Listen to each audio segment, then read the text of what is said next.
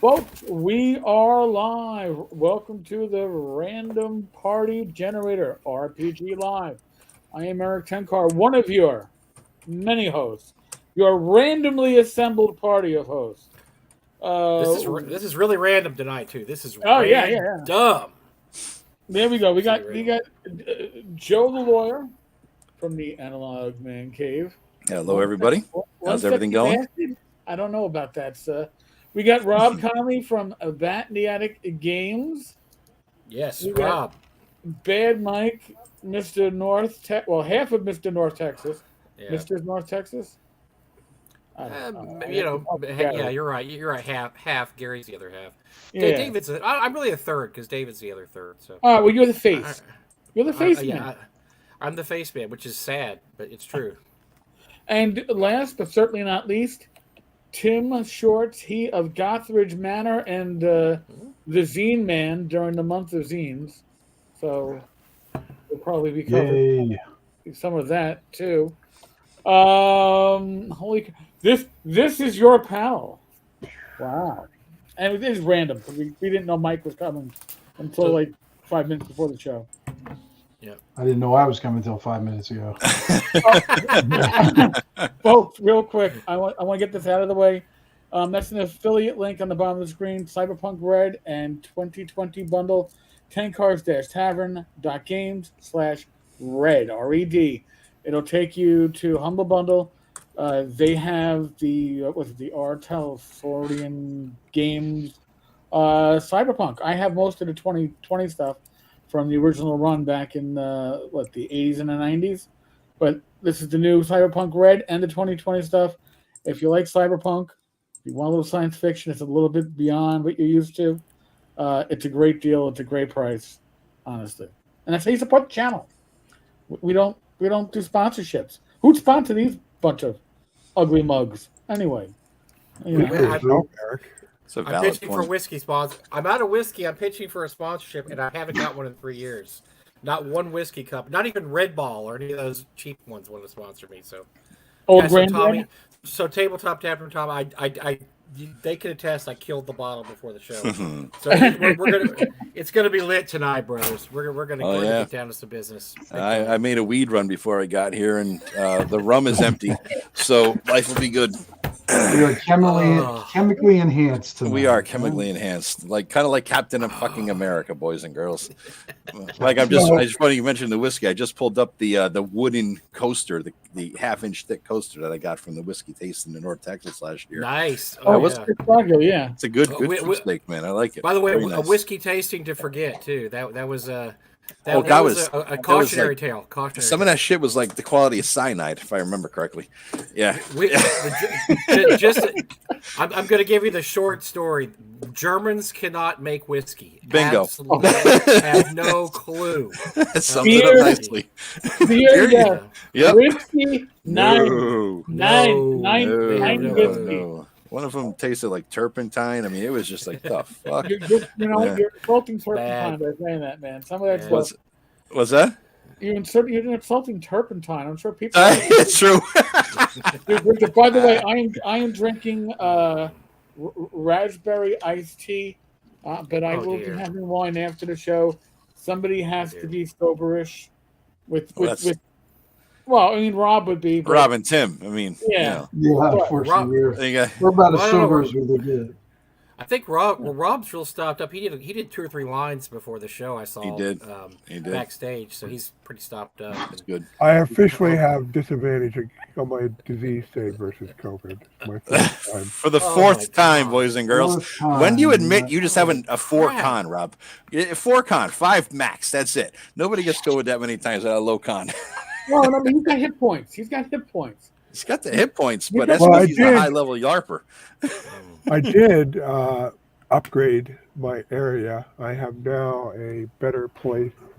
We're not doing a reach around now. We're doing a complete show. Rob, if you stand up, are we seeing crack? Because let's not go there. All right, we don't need to go there for you bend over. Oh man. So then we're gonna get the Conley crack. I mean, we don't need that. We don't need that. Okay, but I got these cubicles where for my hard stuff. And, it's a cute blanket. Is over it there are bread? all my printing supplies and other Very nice. stuff I'm using. My new fancy Epson 850, 8550. Very nice. Rob's going Full Monty. Yeah, I have a digital reach around. What? I have the final covers. I have the final covers. There you go. I got it. I'm just waving my finger for that digital reach around. I can't even imagine. Can't even Well, imagine. You know. Oh my god! All right, hold on a second. We knew AI would eventually take over. There the we world. go. So this is the. Am I presented? Oh. Yep. So this is the final cover for How to Make a Fantasy Sandbox, and the island of Pied. Nice. And they're in proof. Hopefully, first week of March, everybody would buy it. Who didn't get on the Kickstarter, be able to buy it for themselves. I was voting for the instead of PA, I wanted to sort of a Frenchify it, P all day, something like that. It just makes everything is better when it's French. It sounds fancier. You could charge a higher markup. It's like Marshalls and Marshalls. You just get a higher markup with that shit, Rob. Target. Target instead of Target, yeah. You really can't. You can't fuck with Walmart. Walmart is just fuck a Walmart in every language. You really can't change that. But yeah, you could upgrade Target. Target the Target. Best Buy. Sure you can, Joe. You can call it Wow Met. You're not going to win that one, Rob. I can already tell. I think the COVID that was dead before it even got out of the Do you get that COVID fog? I had that my first bout with COVID. That fog brain going on, where like at times you feel like you're 2 feet behind your body. It's like So that's what I'm shooting for tonight with my chemicals. Yeah, I'm not. Well, I can say I don't have COVID fog. I'm COVID miserable, but today the reason why this is bad timing for me, I have a bunch of got to do right away stuff at work, and one of them today I spent 3 hours recovering one of our customers' databases. Rob, that's just how you show your value to them. If you're not there and it all falls apart, that's when you go to the raise with big balls. You walk up to the boss and say, "Hey, I'm the man, bitch." That usually works. At which point to go? You're the unemployed. Says the state worker. Yeah. My rates will come from negotiated contracts via my union or representing body. But when I was not, Rob, back in the old days, when I didn't, I did that shit. I said, "Give me a raise." I didn't say bitch because she would have slapped me. But she was a bitch though. Hey, she got me the raise, so it worked. There you go. Yes, Rob has pants on. That is, that is a good thing. I don't think we should do a survey. What? See if Rob takes his pants off No, on camera? no, who has pants on? Well, sweatpants, does that count? Oh, Christ. Oh, no. Oh, God, Mike was ready to get us. You would be surprised, or maybe you wouldn't, the amount of talking crits I've done pantless. So you almost got the full bad Monty there. That would not be good. Right. I can tell you that I've done every talking crit pantless. So. Okay. Wow. There you go. I can't even begin to compete. I can't compete with that at all. How many have you done underwearless? Zero. All right. You're saved. I don't want to leave any kind of skids on my chair. I like my chair. I'm not going to comment on that one myself. So take that as you will. I am not a CNN. Oh yeah. Can I pimp a couple products here? Can I pimp some products, Eric? Pimp away. Yeah. I want to pimp Gary's Appendix. Issue 5 is coming out. I have every issue. I love this. This is a great fanzine. It's a digest, very professionally put together. Jeff, I mean, these are just great. I am a fanzine fan, and I will buy fanzines. God dang it! Anyway, this is just Well wrapped too, apparently. Whoa! Look at this. There's a little. I didn't even know there's a card there.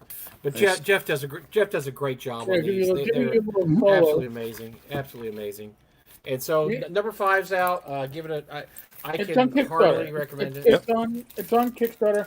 If you go to tenkartavern.com, I did a blog post on it yesterday, and I should have mentioned it. Whenever I read the name Gary's Appendix, I'm always thinking, so is this like something that they removed from Gary? Like, this is Gary's actual appendix. Oh no, that kind of appendix. Oh, we're sorry. Maybe they should have made it plural. Gary's appendices. Yeah, you know. But that could leave us thinking they're clones. So there you go. And also, I'd like to pimp a Tome of Essential Horrors by Frog God Games. I got my copy in. It's digest. I'm starting to dig the digest size booklet. Is that for OSE? OSE. There are hundreds of monsters in here for OSE, and I love BX. I run BX all the time, so these will very easily transfer over to BX. And I'm not always, even though I am a stockholder in Frog God Games and a part-time. Actually, I do have a.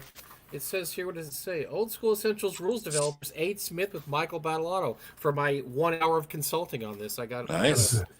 There you go. So is it open content? Those kind of professional questions. I'm not the person to answer that. But if you play OSE or BX, great source of monsters. I was actually kind of blown away. I am not always impressed by Frog God Games products. This is amazing. This is really the artwork and the stat blocks. And every monster also has a little mini adventure that comes with it. I mean, it looks like they mixed their layout. It's much better than their old layouts that they used to have. Well, it's because we're trying to ape the OSE type layout where it's everything's bullet pointed, blah blah blah. So no, it's good stuff. Is that on? That's not a Kickstarter though, right, Mike? No, it looks like it ended. It looks like I just looked at it. I can't believe I missed this. Oh, it is a Kickstarter. Okay, it was a Kickstarter, but it's going to be available. But Frog God Games uses Kickstarters as pre-orders at this point, so even though it was a Kickstarter, it's going to be available on the Frog God Game website and probably be able to download the PDF if you just want a PDF. So. Good. Okay. Yeah, I must have missed it too because I didn't know about that. I don't know how I missed it. I'm like on everybody's list of let me know when there's a new thing out. I just got buried. So you know what? When did it come out? Around Christmas? Probably the holiday rush. I just missed it. Yeah, it was end of last year, and there was a lot of stuff going on. But it may have been last summer actually. I'm not. Oh really? Sure. Well, that's weird. Maybe I was still hungover from North Texas. I guess. I probably was too. All right. Well, so, Mike, you are the one who had it so desperate to talk about something today. Yeah, you want to come in. Because this broke right after Talking Crit. That always drives me crazy, Eric, when we have a Talking Crit. Then the next day, this news breaks, and we're like, we could have talked about that for 3 hours, and it doesn't break in time. Because my bladder wouldn't last. You could just do what Rob did. You could just switch it off and go to the bathroom and come back. But no, we got the news yesterday. WotC canceling Joe Manganiello, the actor / D&D player's live action take on Dragonlance, and he's been working on this for a few years. He mentioned this to Gary and I because he was going to come to our show last year, and then he had some unexpected personal business last summer, for those of you who know, and so he was not able to make it. He was busy getting divorced from Sophia Vergara, turned out. We found out later, but Jesus Christ, seriously? Yeah. But she dumped him because who the fuck would dump her? You know? There's a lot going on to that there. story, actually. Really? Yeah. All right. Go ahead, Mike. They're both friends, both love each other. He wants kids and she doesn't. Simple as that. Ooh. Okay. And folks, when you get in a relationship and the other person says they don't want kids, you gotta believe him. And he he even says she told him that, and he thought he could change her mind, and he was able to change her mind. So so all you kids getting married, make sure that you and your spouse are on the same page and stuff like that, because it'll prevent some misery down the line.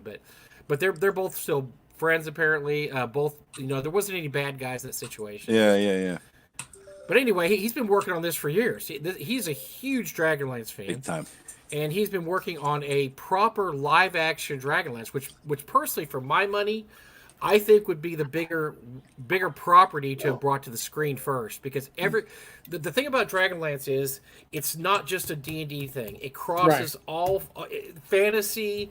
I mean, everything. It's not just D&D. I've met people through the years that have read the Dragonlance books that don't play D&D, that have never played D&D. They just read them as fantasy books.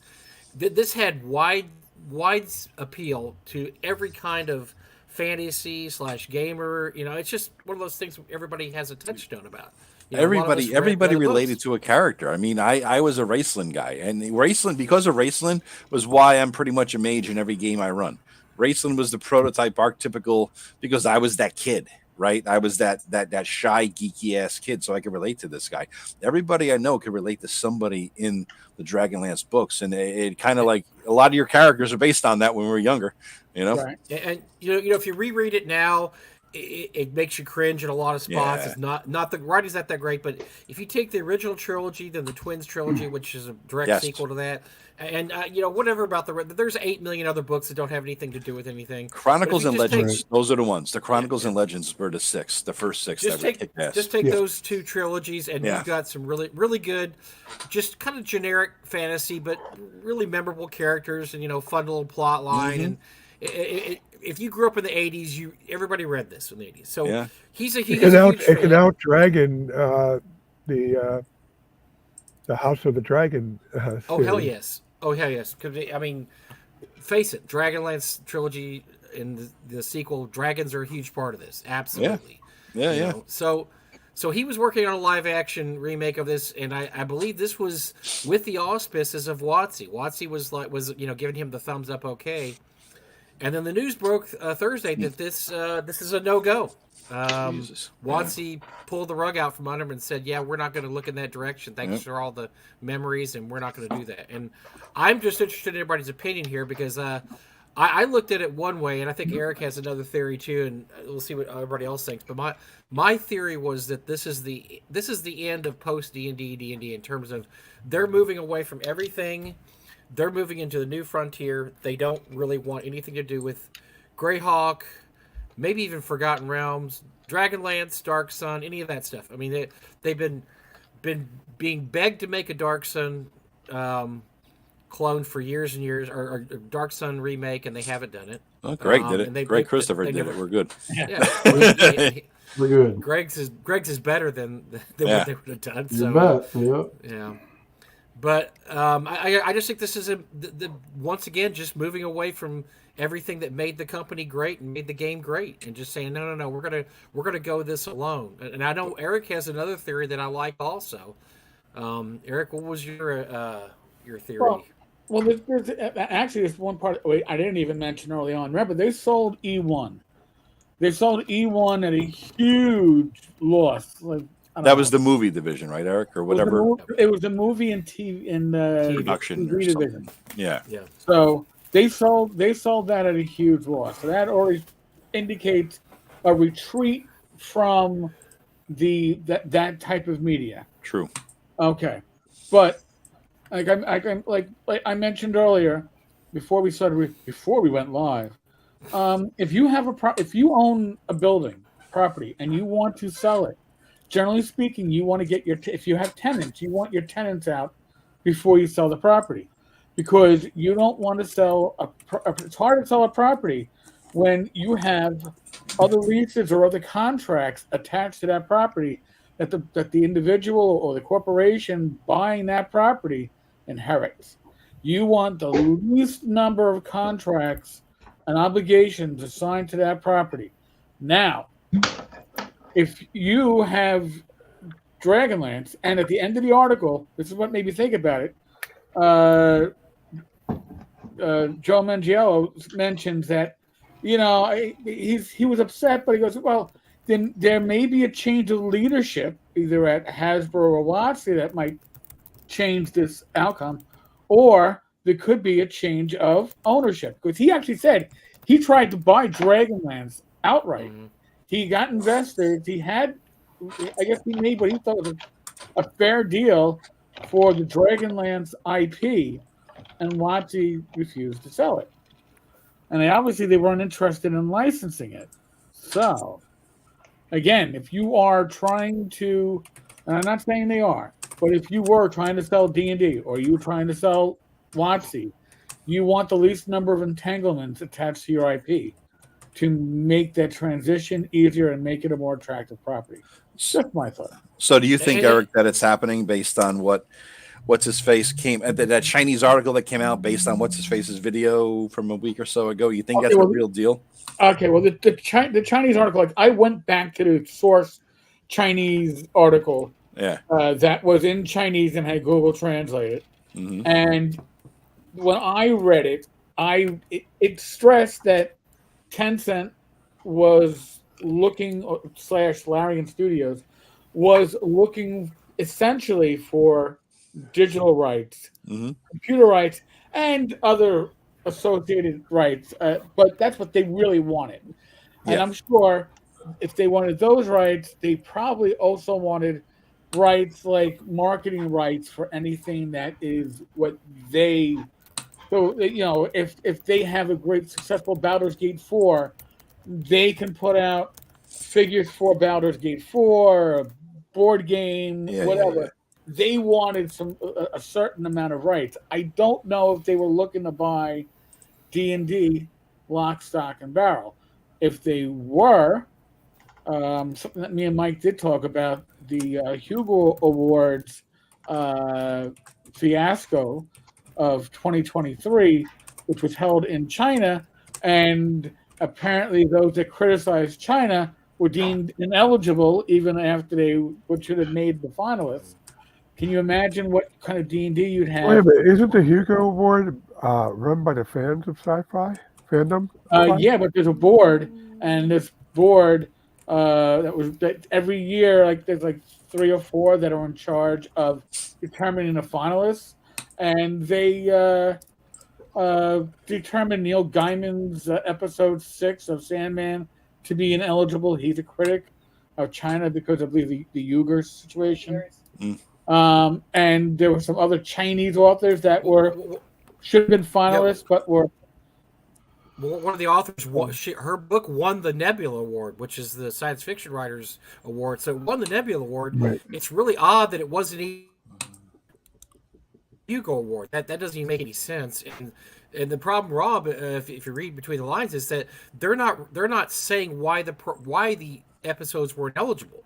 And they're not saying what they're just absolutely not going to say. They're just saying they weren't eligible. And it's just really odd that all 4 of the people nominated for those awards have been outspoken critics of the Chinese government. So it's the impression is that either the people running the Hugos were so absolutely incompetent that they counted nominations or lost nominations or something, which is hard to believe because they've done this every year for 50 years now, or that China looked at the list and they said nope, and nope, take them off the list.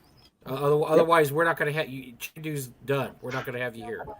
And so that's the prevailing suspicion is that they just literally just told them that these people be taken off the list because they're not offering any explanation as to why the names were ineligible. So it's very look, sci fans.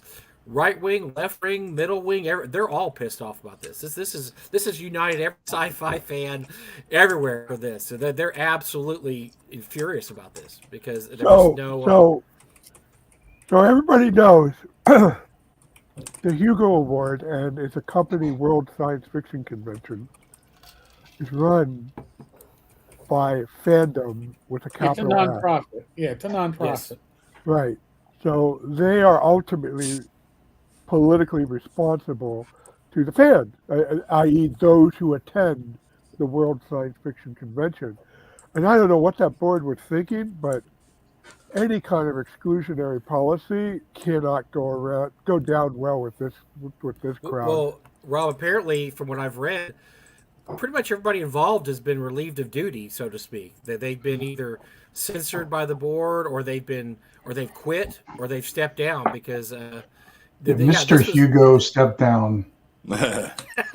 No, I'm serious. The guy Yeah. who'd been doing it for years, they called him Mr. He stepped Hugo. down. Yeah, he stepped down. Stepped down. Yep. Oh, he was telling David, what's people his who were name? questioning him, oh, just read the Constitution.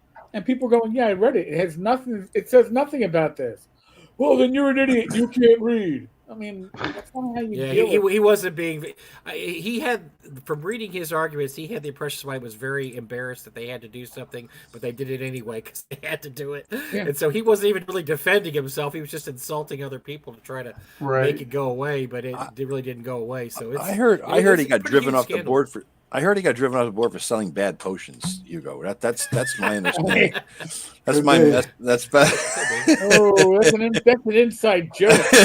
Here we go. Absolutely. Here's the official summary of that. Based on complaints about the 2023 Hugo Award process and official statements made about those complaints, Worldcon Intellectual Property, the nonprofit organization that holds the service mark for the World Science Fiction Society, censored the director of WIP and two individuals who presided over the Hugo Administration Committee of the Chengdu Worldcon.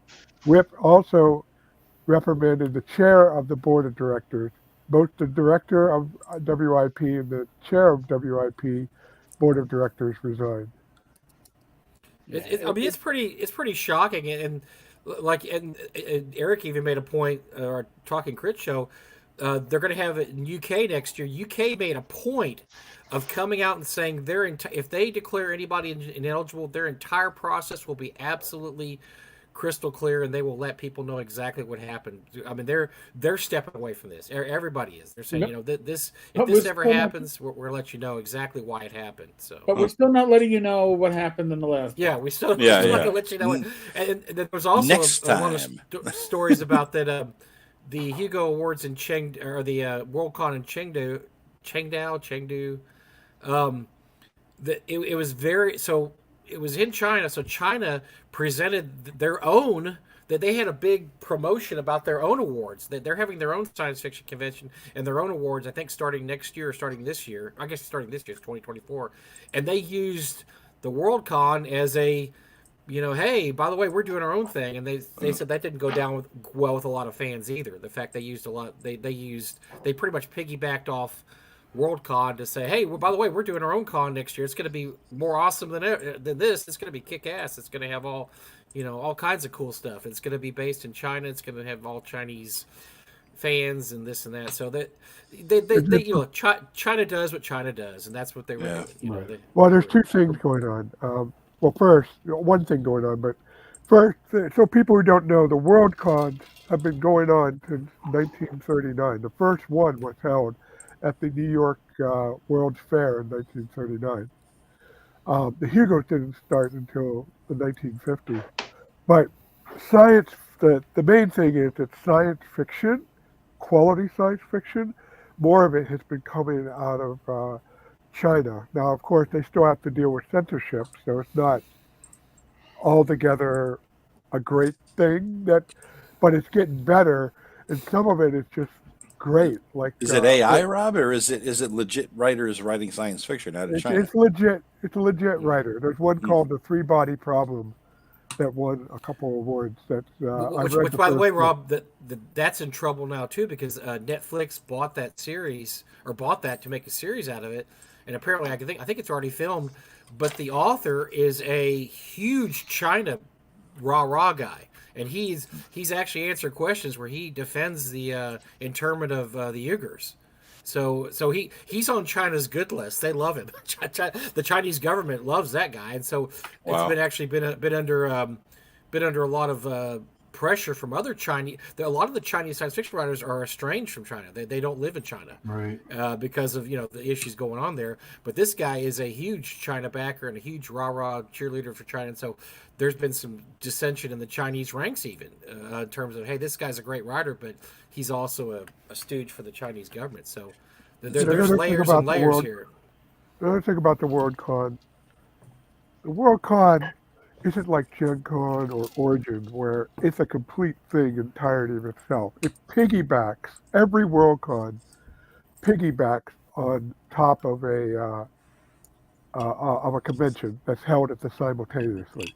So that's why you probably have that strange thing where there's at the Qingdao Worldcon, they had their own set of awards because they're really, as I understand it, they're people bid or to host the next Right. Worldcon, but it is what's there. So there's a local convention as well. So it's a What's on one supposed to hand, be local fans are the ones that push this, and Eric was even saying something about it. I'd read about this. He's right that there was even some question about whether this is a legit what do you call it, submission for Worldcon, because so many of the ballots to get held in China were there was a lot of questions about it. Let's just put it that way. Yeah. They were spammed. They claimed that the voting was spam for Qingdao. You know what? Well, that's what. Yeah, because the vast majority of the votes from China, although they had different names, all were written in the same handwriting, and all came back to the same address. So the vast majority, and then the excuse was, well, one person was translating for everybody, and we didn't really make our instructions clear. And when we said, like, put your address down, it could have been read as where you're sending it from. And since they were all sending it from one person's apartment, they were like, I don't know what the number was. So I'm gonna go off in the weeds a little bit on this one. So we all know China has an issue with ghosts, spirits, the depiction of the undead. If China, whoa, say that again. China has an issue with ghost, spirits, depiction of the undead. So you can't show a lot of this stuff in movies. You have to censor it out. Now, can you imagine if a Chinese company took over D&D? What would happen with D&D clerics? No more turning dead because there wouldn't be any. I mean, that's just This is why when we talk about Eric, though, this is why the OSR is so important, and this is why I think you're going to see the dividing line is 2023, 2024 in terms of let's let them do whatever they want to do. We're going to do whatever we want to do, because I think if this is, this is it's still a conspiracy theory, but boy, if this came about and this was bought by a Chinese company, it's not going to be D&D anymore, even in name. No. In name, name only, it'll be D&D. It's barely D&D now, dude. I mean, You're absolutely correct. Yeah, I don't know. So it's way more D&D than 4E ever was. So. Oh, that was a fucking living abortion. But I mean, that's why I keep saying that this is the postmodern world here, and the postmodern world's a post D&D world. We're moving beyond even what we would call 6E or 5.5 or 5 whatever. This is moving into where isn't going to be recognizable as our D&D in the next five years or so. Yo, are you adding somebody to the party, or is this what? Oh, what did I do? Nothing. All right. I know who this is. Oh, all right. Yeah. Greg has made an appearance, boys and girls. Hey, what's up? Hey, Pooh Bear. This is somebody doing the Qingdao submission. I'm just your average D&D player. Mm-hmm. I vote for What's your name? Joe Smith? Joe. You have proper American name, don't you? You're Joe Smith, John Doe. Stuart, by the way, has a point there because you're not allowed to show a skeleton unless you cover it in rags. Is that for real? I thought he was busting balls. Yeah, real deal. They have all kinds of have to be really poor, Joe. No armor, no clothing, just rags. That's some retarded shit. I know it's cultural and all that. That's kind of stupid. My wife stayed in Hong Kong for some business stuff, and they have goldfish in every room to kill the evil spirits. Oh boy! And because the building that the hotel was in was next to a crematorium, and people wouldn't stay there unless there were goldfish there to kill the evil spirits at night from stealing your soul. So China's a bunch of pussies, is what you're really trying to say, right? That's kind of what I'm hearing I don't here. think he really said that, but I mean, yeah, whatever. But I mean, Eric's. I mean, this is the point we make though, is that this is a postmodern, post D&D world, and this is why the OSR is important, and this is why support of the OSR is so important. This is why you need to get out and buy Rob's stuff. You need to get out and buy Tim's stuff. You need to go out and buy Greg's stuff. I would say buy Joe's stuff, but I don't think Joe does anything. No. One Island is coming 2028, guys. There we go. There we go. I'm going to publish that just to spite you, you motherfucker. I don't care what state it's in. I'm going to put it on like a 1 penny drive-through RPG in the state it's in, the 40 pages of shit that it's in right now. It'll be the I will Greg add to it, edition. The Greg edition. No, but I mean, you guys agree with this, right? This is what we need to do. Oh, absolutely. We have to support this. I almost actually released a video saying basically that Mike and putting together the argument that I was going to use Shadow Dark as just one example of how to get the hell out of it, and then I realized I should put Adventure Conquer King there as well, and that the chilling effect of these people is so strong that it actually made me hesitate to include it. And now it's like, God, this is how much I hate actually being involved on social media with these people, because it is so ridiculous to have to deal with them constantly. Which people every single thing. The Chinese? No, the woke. The people in our hobby who complain about every single goddamn thing. It's like, I mean, you guys I had 9,000 people connected to me on Google Plus. I was really deep in it. Yeah, you're good. And after getting away from it, the mental health benefits are so huge that every time I think about making some post and drawing attention to myself again, I just can't do it. I just can't do it. I post and ghost everywhere. All I do is post a link to my shit. I never look again. I just logged into Facebook chat thing, and I got messages from like 9 months ago in there. You know what I mean? I don't pay attention to that shit. Let me throw this in for Mr. Gunn based on his comment before the next one, Eric. I actually got a proof this week for my Adventure Conquer King 2 supplement. It's a A5. About 150 pages, and this proof looks awesome, soft cover proof.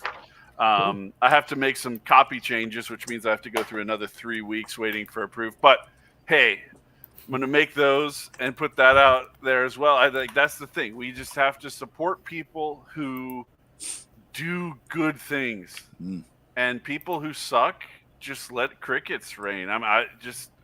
I don't even want to talk about them. I don't want to talk about these people. Well, you are talking about it, Greg, but your point, I agree with your point. The way, since the beginning of the OSR, to make the OSR a better place, it's to do your best work. And be courteous and kind to those who you interact with when you do customer service, and that will take you a long way. And keep doing that, and that will have a great OSR for the next decade. I think most people think like you on that respect, Rob. I really do. I think most people think like that. The problem is that there are enough disingenuous people who are just running sock puppet accounts, messing with people, doing all the crap that came out in the past couple weeks. We don't need to rehash it. Right. And they do it for fun. They don't actually care about the product that they're even talking about. It's a grift. It's basically you're latching onto something to get a fucking message across. All you care about is that the medium will transmit the message you want to convey. That's all you're there for. You don't even understand what it is that you're talking about. So I'm not even going to respond to them anymore about anything. Yeah. So they're not your customers, Greg. That's what people need to realize. These people, Zach and I realized this a few years ago. We had kerfuffle with them. Is that they weren't? You might want to clarify which Zach you're talking about. Zach, oh no, Zach Glazer. God, I know that, but I just but these people are not our customers. They didn't purchase our product, yet they were the main people bitching about our product. And so you have to at a certain point you have to say these people don't matter because they're not actually purchasing they're not buying my anything. product or supporting my product. They can't afford it, Mike. Absolutely they're living in their parents' basement, and that's a great motto.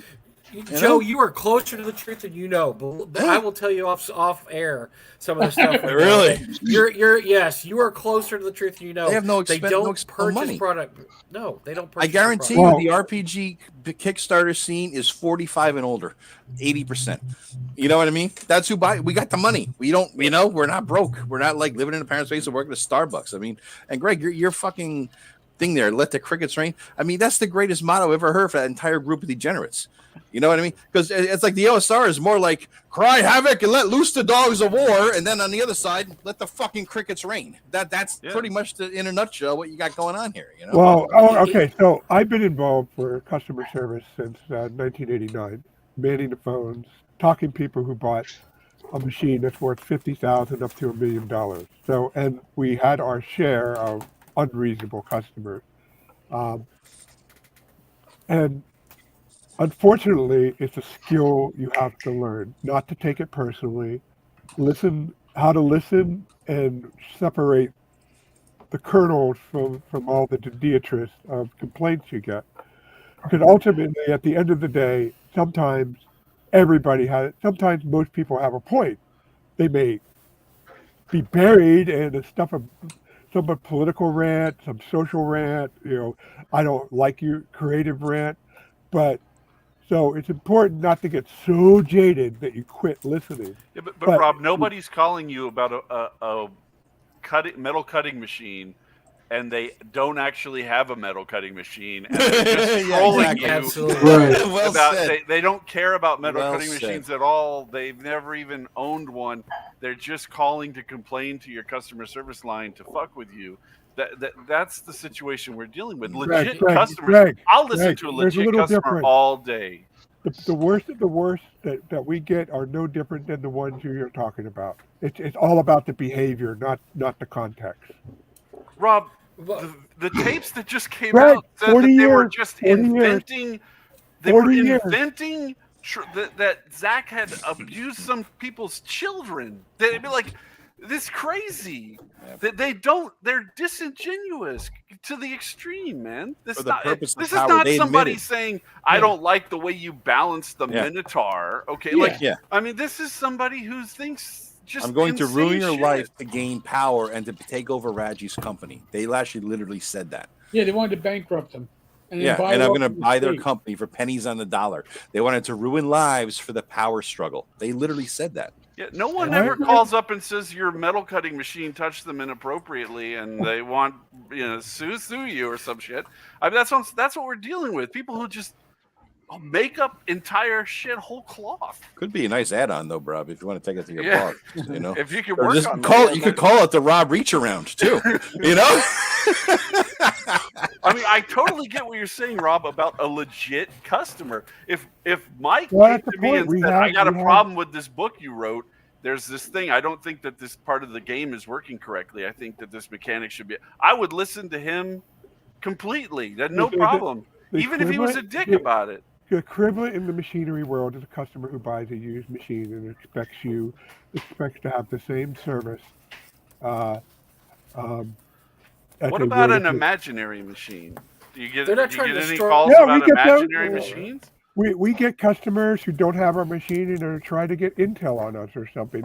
I've dealt with all kinds of situations. It's not 100% apples to apple, Greg. I admit that, but I have dealt with enough other areas of where you have to provide service or interact with people that the commonalities are a lot more than what you think. And what my point is, it's a learned skill. But you can't become so jaded that you just, once you read the first two sentences and it's bullshit, go with that instinct. Ignore the rest of it. Let the crickets rain. I agree with that. But just don't ever assume that every complaint is. I had somebody leave a comment on one of my products today about a balance issue between two pieces of armor that were priced the same, basically, but there was not enough of a difference to justify what the pricing was. I fixed the PDF and uploaded it as soon as I saw it and did it. Like, I get it. A customer could have a legit complaint. I'll listen to them and make the adjustments. But I'm not going to listen to somebody who says that my book is hurting their children. Well, I was going to say one thing about Kickstarters. Frog God's done dozens and dozens of Kickstarters. You know what we don't do on Kickstarters anymore? We don't include the $1 pledge just to support us, because you know why? Because we found out over the years, those people that will spend $1, just $1, to kind of support your project, they inordinately are represented people that complain about your product. So they're not buying your product. They're paying $1 for the privilege to bitch about your product, something they're not even buying. And we found that out. We tested that over the years, over and over and over again. We found disproportionate amount of people that bought the $1 just to help us support the product were complaining the most. It was unbelievable how many people were doing that. We don't include that in our Kickstarter anymore, because it doesn't make any sense to have people that aren't buying your product actually be able to comment on your product and dish your product when they have no skin in the game at all. That's how bad that is. The only reason I have a dollar level is to sell more copies of Black Marsh, and because my dollar level always comes with a print coupon for a copy of Black Marsh, and to get them. I know this is going to sound somewhat evil, but it's to get them on my mailing list. But I hear you, Mike. If you just offer a dollar level just to support, so you should. If you do offer a dollar level, you should have an ulterior motive for including it. And that's what we learned. That's absolutely correct, Rob. And that's what we learned, is that we were getting nothing out of it. Yet the people that hated Frog God, which are people that hate us and hate the employees and hate hate D&D, that they were just buying the $1 just so they get, this allows me to comment on all the spaces here, and they would just take it over, and we over and over again we'd look, and the people that were bitching the most were like, yeah, that's a $1 backer. Why did we do the $1 backing? So we just stopped doing it after a while. It didn't make any sense, because they're paying $1 for the privilege to screw with you, is what it boils down to. I think there's so many businesses that are realizing how much they're losing from this now. Yeah. And they're starting to turn around. You know, the big names that make the news are going to be political footballs, but there's a ton of smaller companies that are just going, yeah, we're not going to do that anymore. We're not going to do this anymore, because it's just a giant pain in their ass for no reward. Yeah. And they don't get up and go to work every day just to deal with this bullshit. People want to make money and move on with their life. Mm-hmm. Gunn makes a point here. He was saying that the Dungeon Gate crew. Could you highlight that comment? I don't even know about it. I don't. We've been holding off on this John Miller comment. You have something to tell him, Eric? Okay. Let's go ahead. We're gonna come back to your thing, John. And I want to speak about this because I have some inside info about this. On the VTT, Mike? The Gun said, no, not that. The other one. Oh. The Dungeon assholes, not because ideology was right. Because, look, we found out that these people. That we did a deep dive on some people once that were trying to screw around with Frog God games. We did a deep, and I'm talking investigation, like basically private eye shit, where we're like trying to find out about them. These people own nothing. They have nothing. They literally, I'm not joking about this, they literally live in their mother's basements. And I'm not kidding. We found some people that have the same home address as their parents. We're talking 35, 45, 55-year-old people. They don't own cars. They don't own. This is how they get their pleasure. This is how they get the small amount of power they get in their life. We found these people, they were having GoFundMes to buy them coffee at conventions because they went to conventions with no money. They had no money at a convention. They were doing GoFundMes for food and coffee. They get the pleasure out of having small amounts of power over people. Yep. And this is why they do it. It's not because of any monetary reward. It's small-dicked as well. That's really the root cause of all this. I remember. Do you guys remember the cancel Colbert hashtag when they did the thing to try to cancel Stephen Colbert because he made some joke that they thought was bad wrong, and there was this woman who was being interviewed It wasn't by a network, but it was by a big player. I think it was like Huffington Post Online or somebody with a lot of reach. Okay, and they're doing a video interview with her, and she paused. She says, "Hold on a second. I have to stop the interview for a minute. I have to go help my mom bring in the groceries." Oh my God.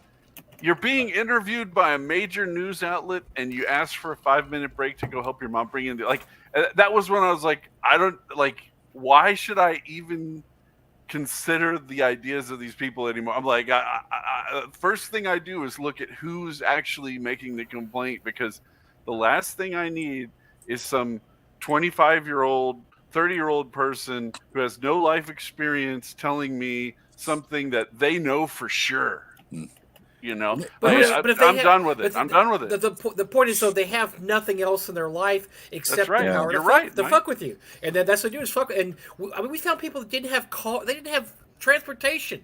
They didn't own cars. If they owned a car, it was a 25-year-old Chevy. I mean, it was unbelievable what we uncovered about these people that were just that were basically just fucking with our company, and it was all for just to do it, just something they could do. And these are the exact same type of people.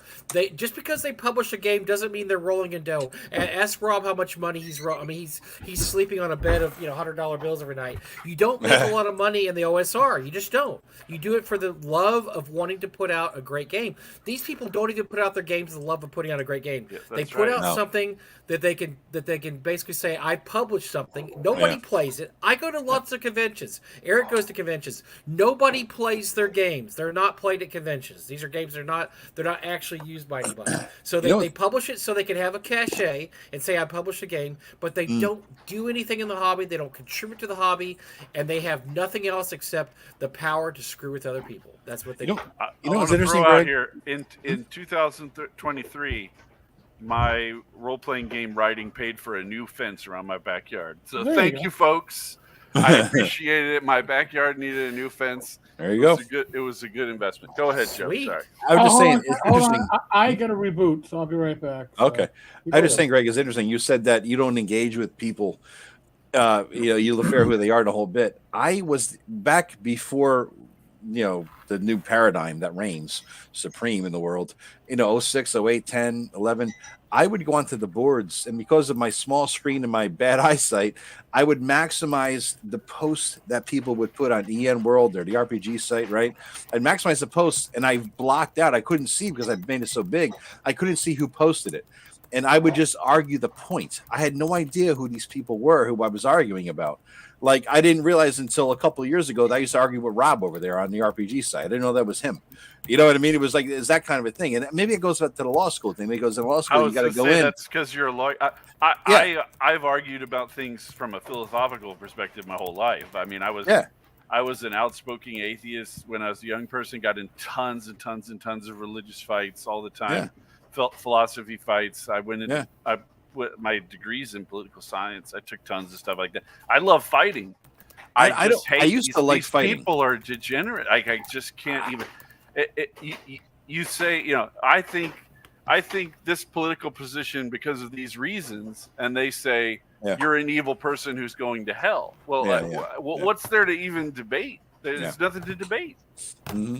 I know.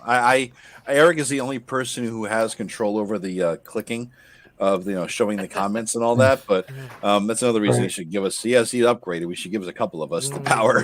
So back in August 4th, 2009, I wrote a blog post, Those Who Do in the Old School Renaissance. And I pointed out that if you have a problem with the direction of the old school Renaissance, the best thing you can do is make stuff. That was my position in the Google Plus days also, Rob. Yeah. Whenever anybody would say there's not enough X I would say, go for it then. What's stopping you? You can write your role-playing game in Word. There's no gatekeeper. Yeah, the only gatekeeper is the market. Unless you're going to force people to buy your product, there is no gatekeeper. So Eric, we're back to John Miller's question he put out 25 minutes ago or 20 minutes ago. So the one with the VTT? Yeah, I don't want to ignore him. You put it out there. Yeah, no, it's a good question. You know what I mean? I have a theory on this one, but we'll get to that. I'm going to throw up the question there for whoever. I mean, Let me scroll back. Here we go. Yeah, there it is. There we go. All right. So, does anyone have news about the D&D VTT? Is how it's developing it in-house. Sorry for the repost, but I feel 100% confident at least some of you have some intel on this. Direct intel? No. Can we infer something? Yes. They just made an announcement, an official announcement that 5e won't be coming out until the summer at the earliest. You mean 6e? Well, 5 D&D 2024. That's what they're calling it. So what does that actually mean? Well, I think what it means is that they can't launch the new version, whatever edition you want to call it, until they have the VTT ready. And the VTT, because the VTT is the game. The VTT is where they want to push everybody. Their whole market is expecting to transition the majority of their player base to the virtual tabletop. And the virtual tabletop, I am assuming, the whole odd couple makes an ass out of you and me. I understand that, but I am assuming that they are not where they want to be. And I think when we saw those dates released at PAX for like April 18th or whatever it was, I believe that is when I believe the books are ready. The books, they are. They fired the whole staff who was making the books. They've got to be ready. They fired everybody. So, and it takes about a 6. Wait! Don't put that past them, Joe. Don't put the past them. Yeah. That's not a fair assumption, Joe. Yeah, that's true. That's actually, you're right. I assume intelligence. God forbid. Yeah. So the VTT is likely the bottleneck, and I would not be if the VTT for some strange reason wasn't going to be in a releasable format. When I say releasable, I think it's going to be released in a beta format. I think it's going to be released as an open beta initially. First couple of months, play for free. Here's your free crack. Yeah. And get people hooked on it, and then there'll be a subscription. But they need to have a playable beta before the end of the year, or else it's going to slip to 2025. They have to release the physical books in 2024.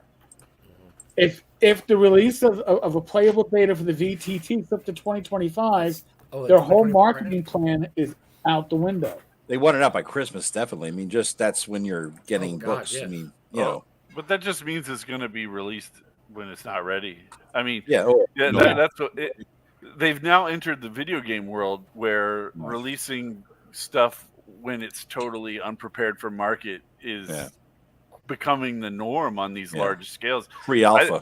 I think this is going to probably be very similar to Fallout 76. And I know a lot of you guys aren't digital or computer role-playing game guys, but Fallout 76 came out and they basically took the kind of automated quests of like you go up to a guy and he says, there's a dragon over there. And then when you go over there, a dragon is there and you kill it and you come back. And it's just a spawning endless quest. It just randomly picks something. So all the stuff in the game when they launched it was just basic and the world was empty and there were no NPCs. It was just this devoid wasteland because it wasn't ready when they had to launch it. And they were hoping that they were going to make all this money on microtransactions, but people just quit. So that's my prediction. It's going to be a Fallout 76 launch.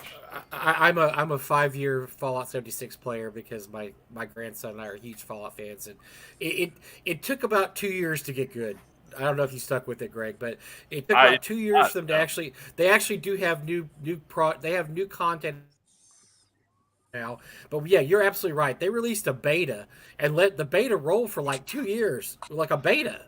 And it was while slowly fixing it. And I think, unfortunately, most online games have taken that approach.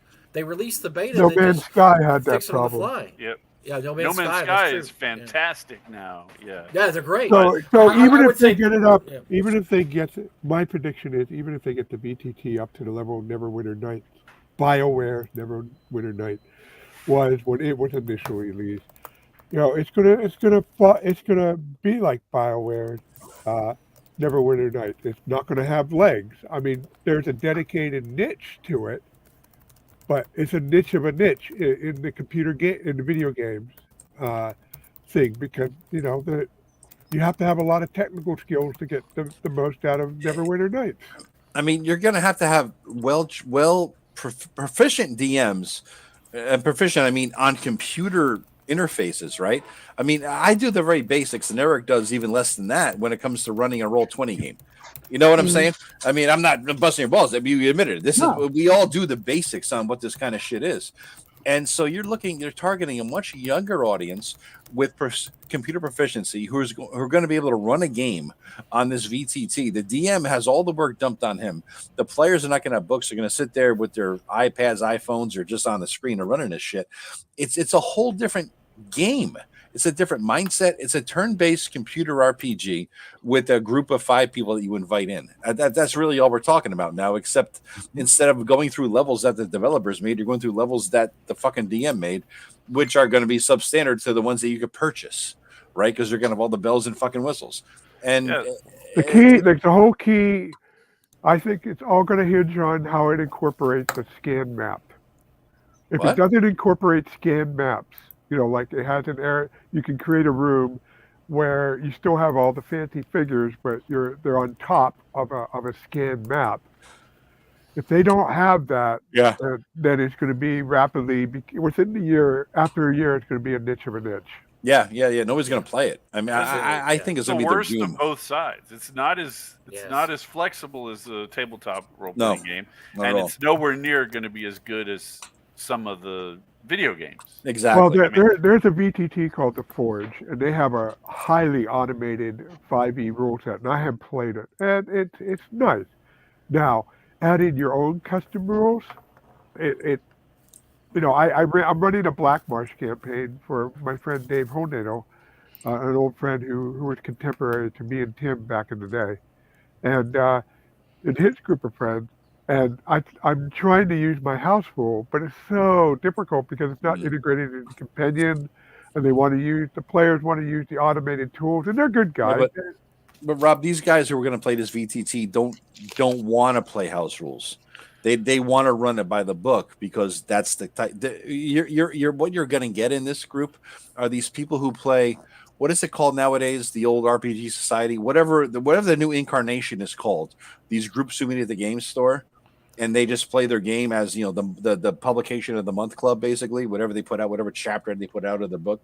That's who's going to play this shit, because anybody who wants flexibility, creativity, and basically want to make it their own, they're going to be scared away. They're not going to use it, right? So they don't. Well, hold on. No, this is another thing. Whether the VTT incorporates, scan map. Well, there's another thing. Right now, D&D Beyond allows you to add homebrew content that you can share with your player. So it's kind of like, to set it up, it's kind of like that BioWare Neverwinter Night. You're going to have the patience and it's not as much technical skill, but you can set up a completely house rule game, and that you could make it public. Provided it doesn't duplicate any copyrighted content, you can make it public. And there's a ton of stuff on D&D Beyond that's available to use. That's all homebrewed. But if they only have 3D rooms, and if they only have official content, then you're going to be absolutely right, Joe. But if they add in the ability to add your own feats, your own classes, like they do on D&D Beyond right now, then it will be a little longer, but people are not going to want to fuck around with it. It's not as easy as you can do with Roll20.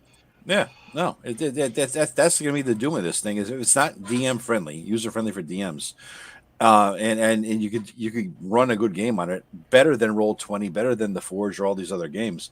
If it's not better than that, why would anybody go? Why would anybody leave? It doesn't make any sense,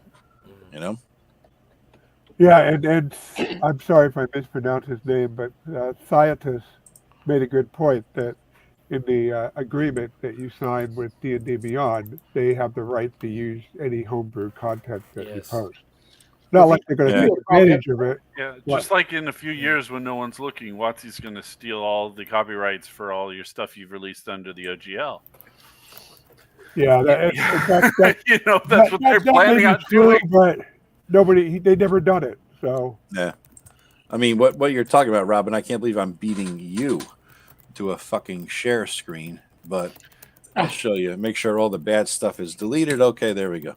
I mean, this is what I'll do. Like, if I can't Google yank a map somewhere, I'll just do a basic bullshit fucking map. That's it, right? And these guys went through this the very first game, and this is just a basic bullshit map that gets the gist of whatever I need done. I'm a horrible artist, but it's functional. That's all that matters to me. Is it functional? Is it barely functional? That's all that really matters to me. Yeah. But if you can't upload something like this, right on a battle map with dry erase. If I have to, yeah, exactly. That's all it is. It's a battle. Yeah. That's all it is. A dry erase map on the screen.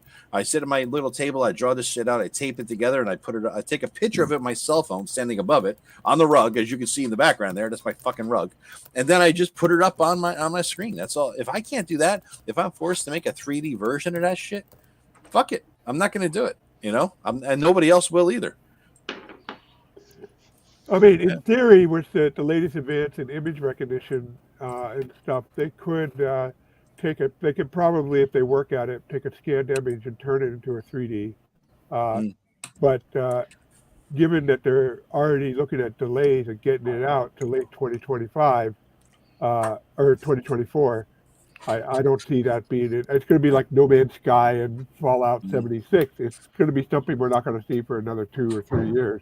One of the main technical hurdles is they're going to have to figure out a way that nobody can say anything that might hurt someone else's feelings. And that's a lot of programming, man. That's a lot of programming. I have an important thing to question. I'll say that. I'll save it for a second because it's for Tim here. Yeah, you're right. There's no way that's going to fucking go down, So, Tim, I have a very important question here.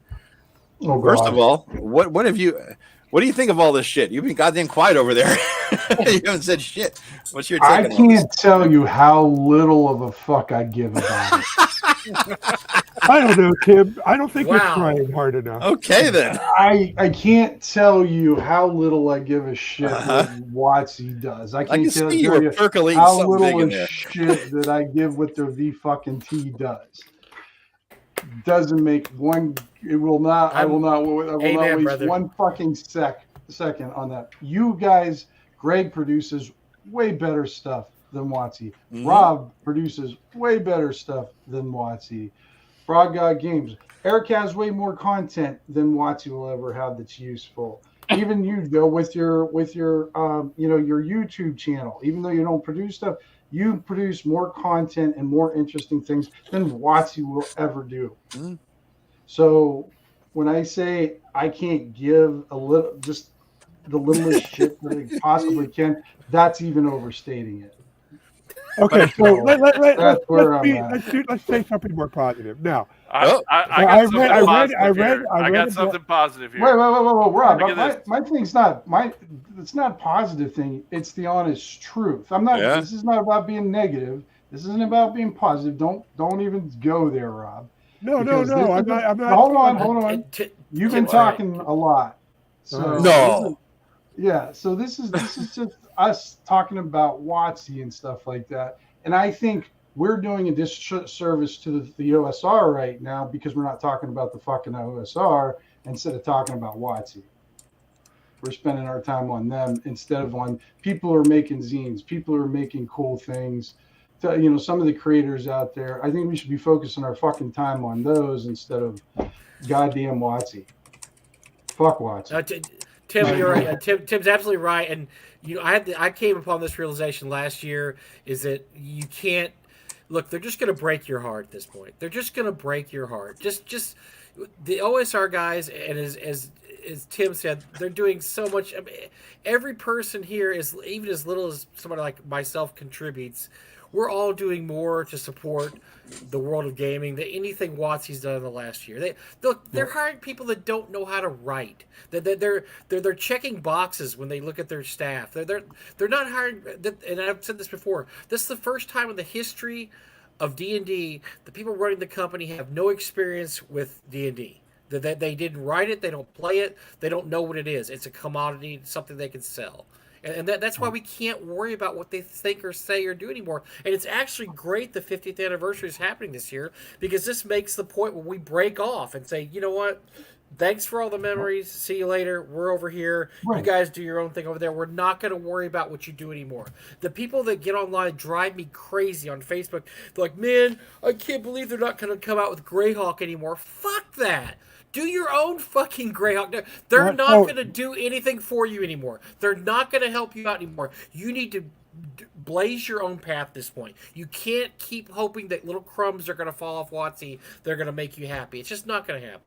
So, on the technical side, and this is where I was going, Tim, with the more positive side.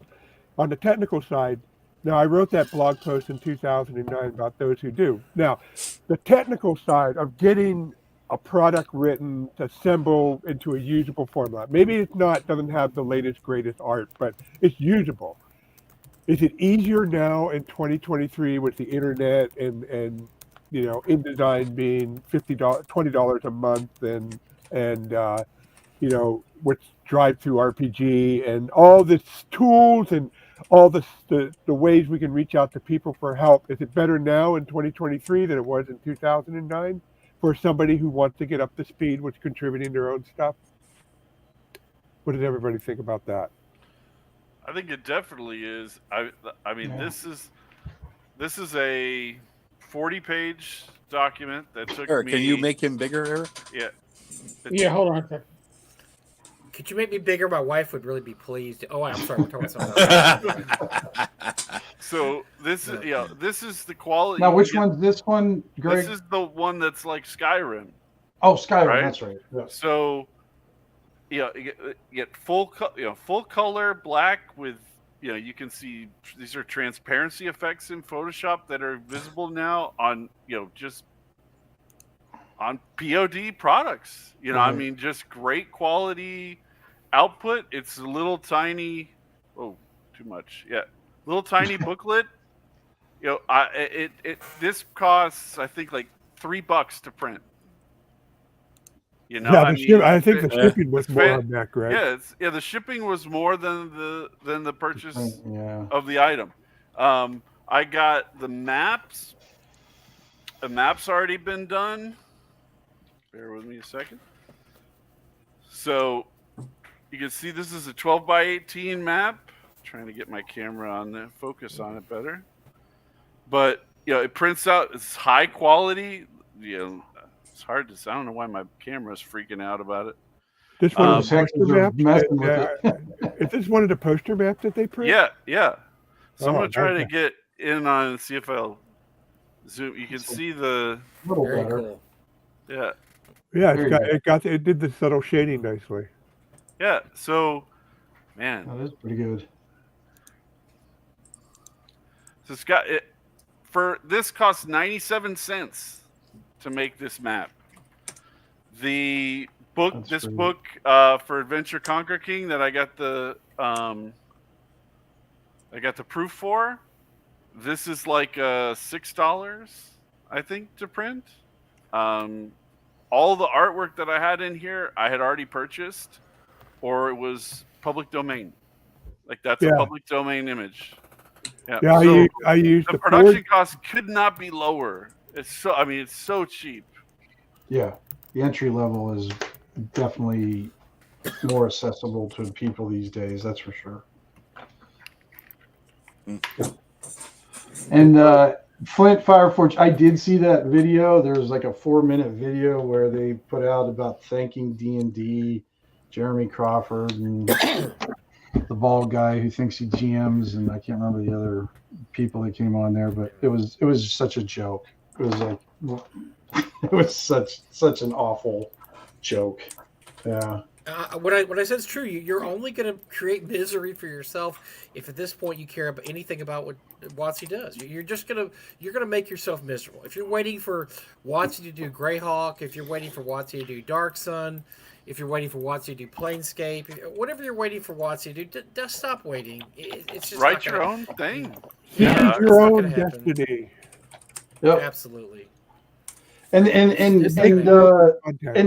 focus on those who are making stuff too. I mean, like like back in the day when we used to do the blogs, if somebody put out something, we shared it with each other. Yeah. We talked about it. We reviewed it. Because I think the OSR has been so diffused now, and there's so many facets to it that we almost kind of have lost that part of it. I mean, it's still there. It's just, I think it gets lost in all the facets these days.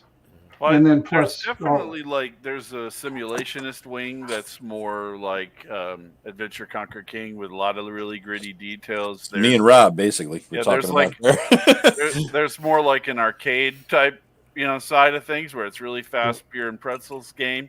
It's just different types of things. I think right? pretty much. Yeah, it's splintering in that sense, but there will always be that's why I was so repulsed by the whole D&D's Golden Age is over bullshit at the beginning of the year. Like, no, that's good. You don't want monopolies. Nope. You don't want that. You want people to be able to dive. Nobody looks back at the golden age of 3 networks on TV and goes, "Oh, we should go back to having only 3 networks." That's insane talk. No, I want to be able to watch shows that are different from what you're watching. Mm-hmm. We shouldn't all have to watch I Love Lucy. Yeah, there's occasionally there are YouTube videos that recreate like a 2 or 3 hour span of network TV with commercial. I tried watching one of those, and it's like, oh God, oh, I can't. No. Okay, that nostalgia's over. No, I tried watching $6 million man and the Planet of the Apes. No, Welcome Back, Kotter. No, no Barney Miller. The pace of the editing from the 70s or 60s is almost too much for me to even take. I mean, it's just so slow. But that's so slow. We grew up. We're a little older than you, at least a decade, right? I think most of us or more. We grew up with that, Greg, and so I'm kind of used to it. But I do know what you mean, because sometimes I go back to watch old shit, and I'm like, wow. I know that my nephews would watch this and blow their brains out, because they were like, where's the action? Where's the quick snap, bang, bang, zoom, flash? Where's you know what I mean? It's like they want all that stuff really fast. Actually, my younger nephews. But yeah, I watched the Columbo marathon the other day, and my grandkids, it blew their mind because nothing happened. They kept saying, "Papa, nothing's happening." I'm like, no, Columbo's fucking with this guy. He's absolutely scared with it. But Papa, nothing's happening. Does he ever shoot anybody? No, he never shoots anybody. He doesn't. I don't even know if he has a gun. He doesn't pull a gun the whole. I gotta say, right. It's a different age. For fucks and giggles, I watched. I think I bought the first season of Kojak on some streaming service. Right? Remember Kojak, Telly Savalas with the lollipop? Yeah. Who loves you, baby? That guy, right? So I got because Kojak. I was thinking about my old character in Tim's game, Kojak. I'm like, I'm gonna watch Kojak, and I watched the series premiere. It was like a 2-hour episode. It stood the test of time. Shockingly, it was goddamn good. Now I don't know if that means that a 20-year-old will think it's good. But I got to say, I was engrossed in this goddamn show from 1974, wherever the hell it came out. It was pretty goddamn good. Some of the best that's why you can still watch a Rockford Files now, and it's good because the writers were really good. I saw Rockford Files the other day that Spielberg directed. And they had some, and you could tell immediately it was better than every other Rockford File I'd ever seen. Like, oh, this is Spielberg directing it. So there's some gold in there, but for the most part, when it comes to it's like D&D, and I say this all the time. If you look at what was produced, let's say from 1978 through 1981, it's only good because there was nothing else competing with it. If you took, I'm going to go through a time capsule, and Rob's something of Rob's, and I'm going to pull Greg Gillespie's Dwarf, and and bring. If I brought those back to 1981, they would be the best thing ever published that year in the entire world of D&D. The best thing, and it's just amazing now that this published now. It's better. It's better than anything that was published from 1978 to 1979. We look at that with nostalgia. We look at that through through glazy eyes, like, oh my god, the Giant series is so great. The Giant series, each Giant series module was 8 pages long. And basically, all it was is a list of hit points of giants that was attacking you, and it had some cool maps, and that was it. There was nothing to these modules, and that's most of the stuff that was published in there. And we look back on it with a haze of nostalgia, but honestly, the best stuff ever being published for D&D is being published right now. Mm-hmm. I can't go back and read old modules. I mean, I want to do it. Maybe I'm thinking to myself, oh, nostalgia. Let's read B, whatever the hell. And I'm like, God damn, the Silver Princess, the Palace. That sucked ass. It was terrible. It was a shit, stupid ass adventure. I mean, and let's not even get into the fucking Forest Oracle, the worst adventure ever written, ever, and published. That should never be committed to paper except for fucking Firestarter fucking paper. That's it. Which one was that? The Palace, the Forest Oracle. It's N2, I have that really one. Yeah. Oh God! It tells you something about how bad WotC is now. Yeah. These old modules that we look back, but they aren't very good. That's what they do now. Is all they do is they print Tomb of Horrors once again, and Against the Giants again, and Expedition Bear Peak. All they're doing is recycling modules written from 78 through 84, and that tells you how bad their own people are. That they can't even think of better ideas than people 40 years ago. That they're using the same ideas. Bounce off of what Joe said, I ran the Pyramid series as part of a 5e campaign. You ran it, yeah. It was fun. Yeah, it was fun, but toward the end, I was like, "Oh my God, this is not as good as I remember it." Oh yeah, giant railroad. Yeah. It was a giant railroad. Yeah. In fact, I don't think I resolved it in a different way because I didn't want to do the last module. Guys, Xi Jinping tells me that I have to go. I'll talk to you guys later. Later. Peace out. Greg. All right, man. Later, sir. So he just called his wife a dictator of China.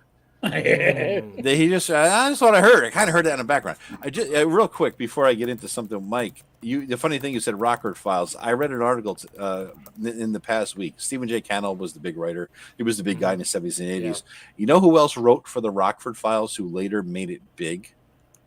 Roy Huggins Jr. wrote for him, but he didn't make it big later. Roy Huggins Jr. was a huge noir writer and crime writer, but no, who did? I don't know. David Chase, who made Sopranos. Yes, he did. David Chase, and he also did. David Chase did a lot of stuff in the 70s and 80s. He did quite a bit. Yes. Yep. And you are correct, sir, Mr. Gunn. I am not married. I could get away with being the observer, but Mike, you got called out, Mike, on something there. You got called out if you scroll up a little bit. No, and I'll tell you what. That's once again. I love you, John, but that is not true. That's not some of the best modules ever published. It's because the haze of nostalgia. I'm telling you, reread G1 through 3 with and look, I have run G1 through 3 several times, but more than one. I run it in almost every campaign because I love it. But it's so the brevity. It's so brief that it's what the DM adds to it. It's not the adventure itself. All the adventure is, you look at that, it's a list of hit points and monsters you run into every room. There's no virtually very little detail. There's really no backstory. It's just the stuff being written now is so much better than that, and I appreciate it for what it is, and I still enjoy flipping through that stuff. It's not better written than say.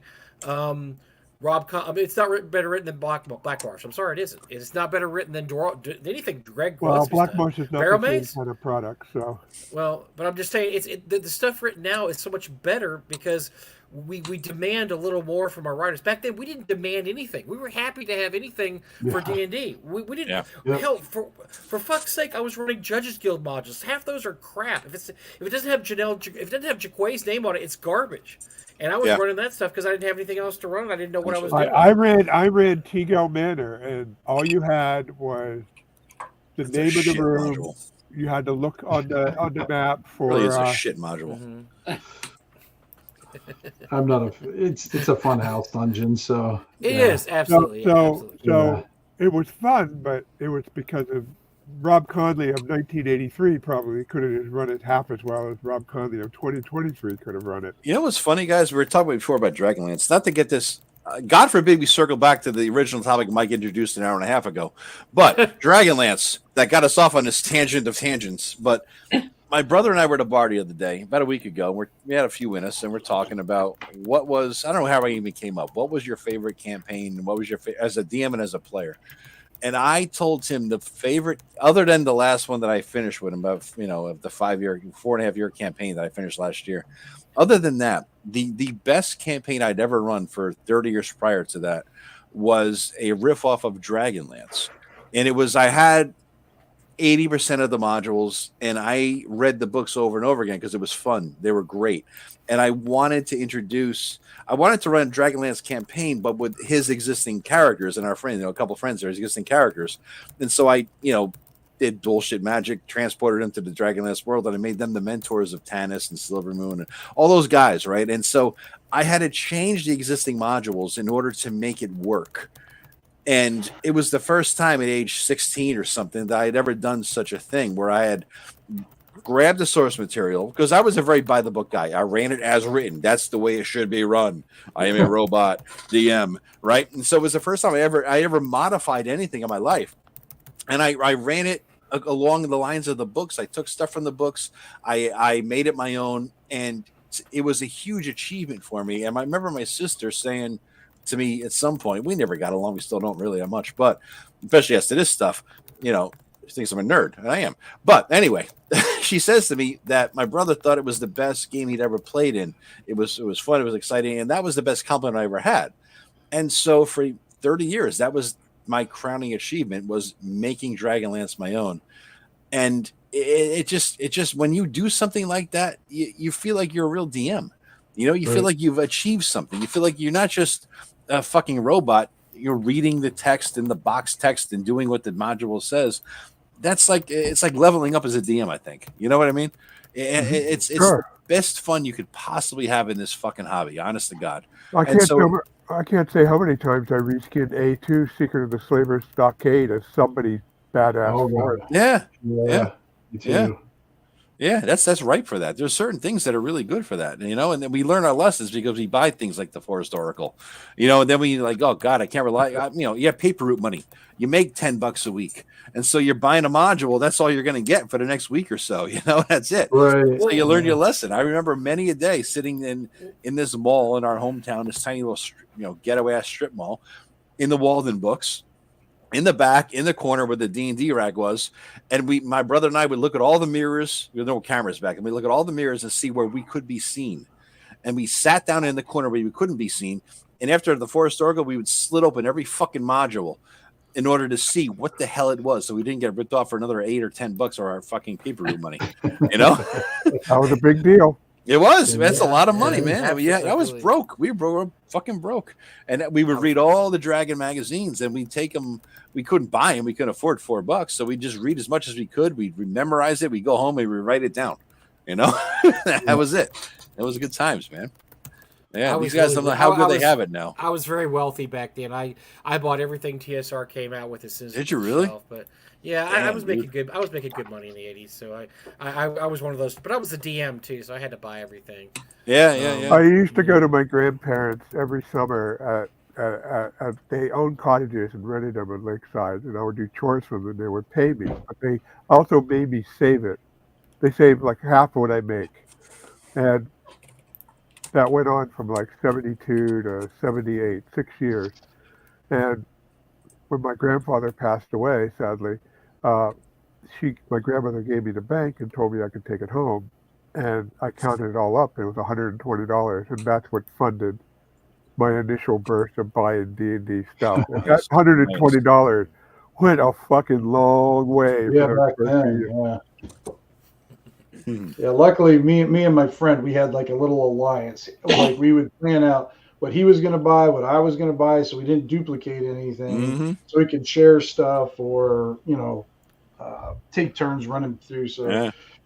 So between the two of us, we were able to cover more ground together than alone. So you know what? This may be kind of be like old man on the porch, but I think that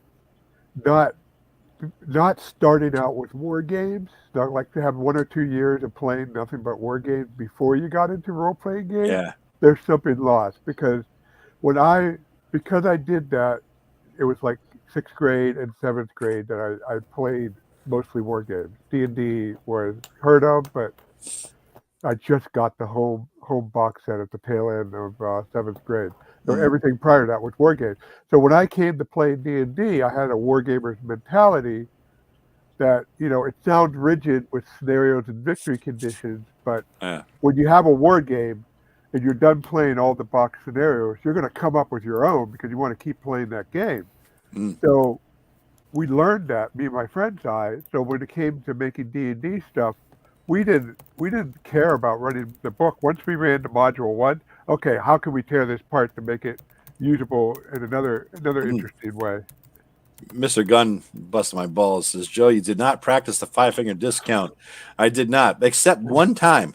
One time, Mr. Gunn. Now, what I did was, my brother and I were in a Walden, the same Walden books, and we bought some D&D thing, and we're going out, and there was this kid I kind of half-assed knew from the neighborhood. I'm 15 maybe, and this kid's maybe 18. He's working there, and he said, I bring up the stack of things, and we had saved up our paper money for weeks, and we're all ready to go. And he says, $10. I'm like, huh? He goes, $10. And but cash, you got cash? Yeah, all right. Who didn't have cash when you're fucking 15? Cash, $10. And I gave him $10. He goes, he didn't ring the register. He didn't do anything. And now it finally dawned on me. I'm a little slow on the uptake, 15, a little naive. And I'm like, oh. So my brother's like, huh? I said, shut up. So he put it in the bag. He's like, I don't shut up. So we left the mall. We hopped on our bikes, and I never drove home. On my head, the cops were chasing me. We never pedaled our bikes faster on the way home, man. Hey, Tim, wasn't there an incident at State Street Model that everybody who was gaming at the time came down on hard on the person who did the shoplifting? Well, no, it was freaking Dwayne, and he put it in my fucking bag. Oh, okay. He stole. Man. That's what happened. It was like this. He was the one I was splitting gaming material with. Now I know where he got some of it, apparently. So yeah, we left because it was the only place that sold the gaming things back there, and so it was sacred ground. You didn't mess with the hobby shop. That was sacred ground. You didn't do anything there. And then I left one time, and he asked me to see my bag, and I'm like, why? And he goes, I got some stuff in there I forgot. And I open it up, and it's got miniatures in there, and I think it had some dice and then like a magazine. And so then I went back and took it back, even though he was going to try to stop me, but he didn't. And then, and then we weren't allowed in there. We were allowed in there like 2 at a time, because we had broken her. You could tell it actually hurt her that we had broken her trust, and that's exactly it.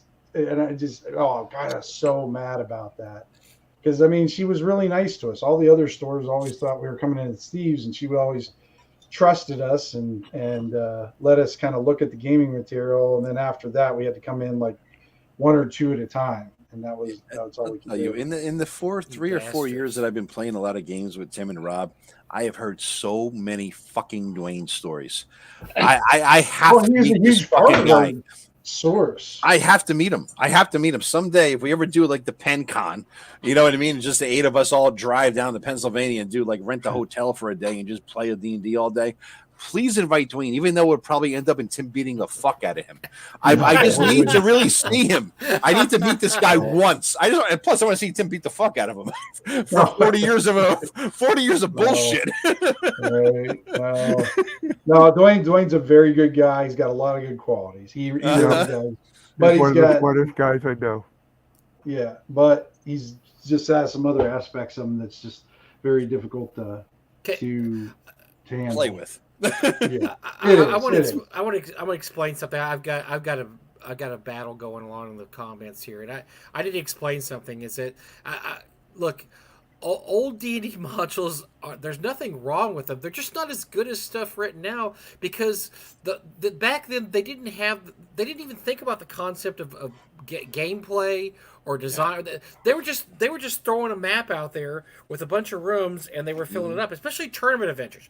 Tournament adventures where you're here, you've got to get there, you're going to stop here and pick up some stuff, and then you're going to use that to assemble a whatnot that's going to kill the bad guy here. That's the structure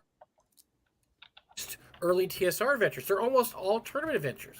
C1, C2, C3. I mean, and so they're set up like that. It wasn't until people got away from, I guess, the Gygaxian method in the mid '80s and late '80s, where they started realizing they didn't have to set up it doesn't have to be a tournament adventure. It doesn't have to be that way. And you had some really good stuff back there. I think I Won the Forbidden City is one of the best things written for early D&D because it's open ended. It's absolutely open ended, and I like stuff like that. But look, if you take S1 Tomb of Horrors, which is considered a classic adventure, it's at the very heart. It's an absolute fucking choo-choo railroad. You start out here, you're supposed to get here, and it's how you act against all this killer dungeon stuff along the way. Any sane party just abandons that in the middle. It says, this is ridiculous. It's not worth whatever we're going to do. Hardly any of it is discoverable. In other words, you can't.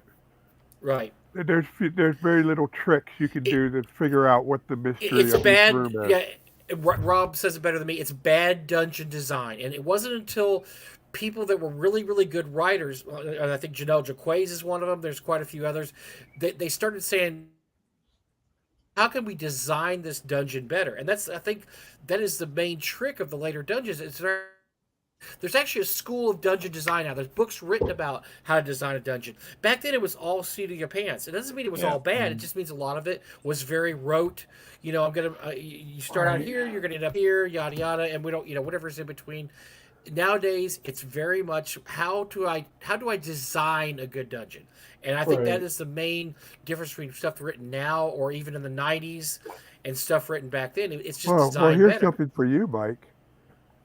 This year, the length of time that even though nobody ever really stopped playing classic D&D, but serious creative, let's just say that let's call 2008 at the start of serious creative effort resuming in classic D&D.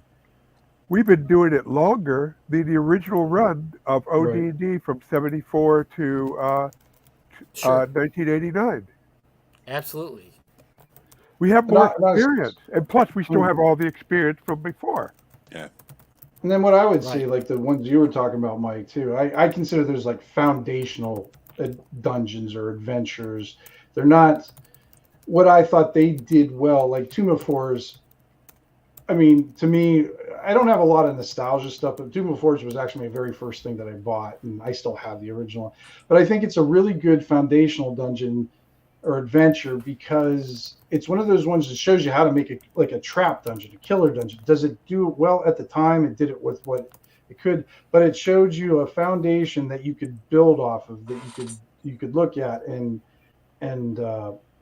kind of maybe not go to that extreme. Sometimes it's good to go to those extremes so that way you can see where you want to go or pull back. No, I understand what you're saying, Tim. Look at S2. S2 is a terribly designed dungeon, but it's a funhouse dungeon. It shows you how to do a funhouse dungeon. This is how you do a funhouse dungeon. Is you have it doesn't have to make sense. Nothing makes sense in that dungeon, and you're doing it. It's all about tricks and traps, whatever. But I think there's a place for that. There's a place to say this is a funhouse dungeon, and this is the way it's done. But if you're like people were asking, well, I like the minimalist aspects of dungeons. There's lots of great minimalist dungeons now. I mean, most of Matt Finch's stuff he writes is a minimalist stuff, but all of Greg's stuff is minimalist, and it's better than anything written from 79 through 81. Oh, yeah. Look, I started playing in 78. I love that stuff. I've run it many times. It's just not written as well because nowadays dungeons are written more with a purpose in mind. Back then, it was just it's just the whole industry. I can give you I can give you some really good early D&D modules. Like I said, I think I Won the Forbidden City written by Zeb Cook is great because it's absolutely open-ended. I like L1 a lot. Bone Hill, that's very I was going to say Bone Hill is extremely open-ended. Somebody mentioned that up there. I like that one. I think the reason B2 is such a classic is it shows you how to present. Here's the key. This is your base.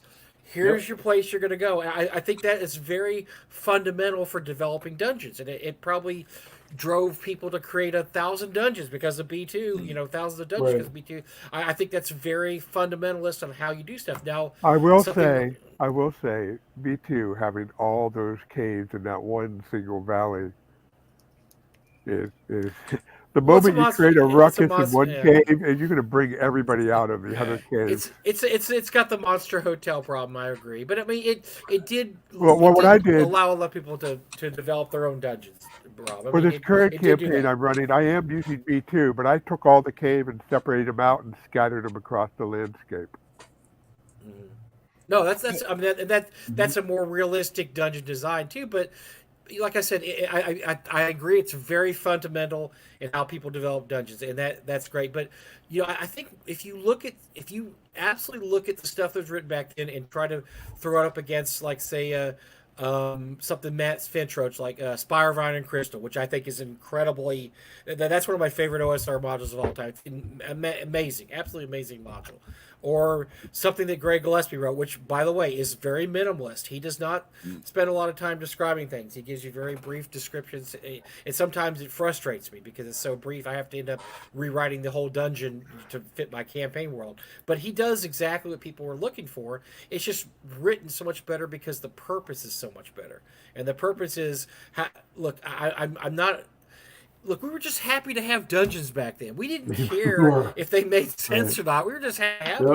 Because I didn't have time to write anything. I always love when people say they wrote their own stuff. I didn't have any time to write stuff. I was in college. How many of you looked in the back of the modules and tried to see it? Well, I have that one. I got to get that one. I got everything that was published, and you were trying to fill in the gaps and everything.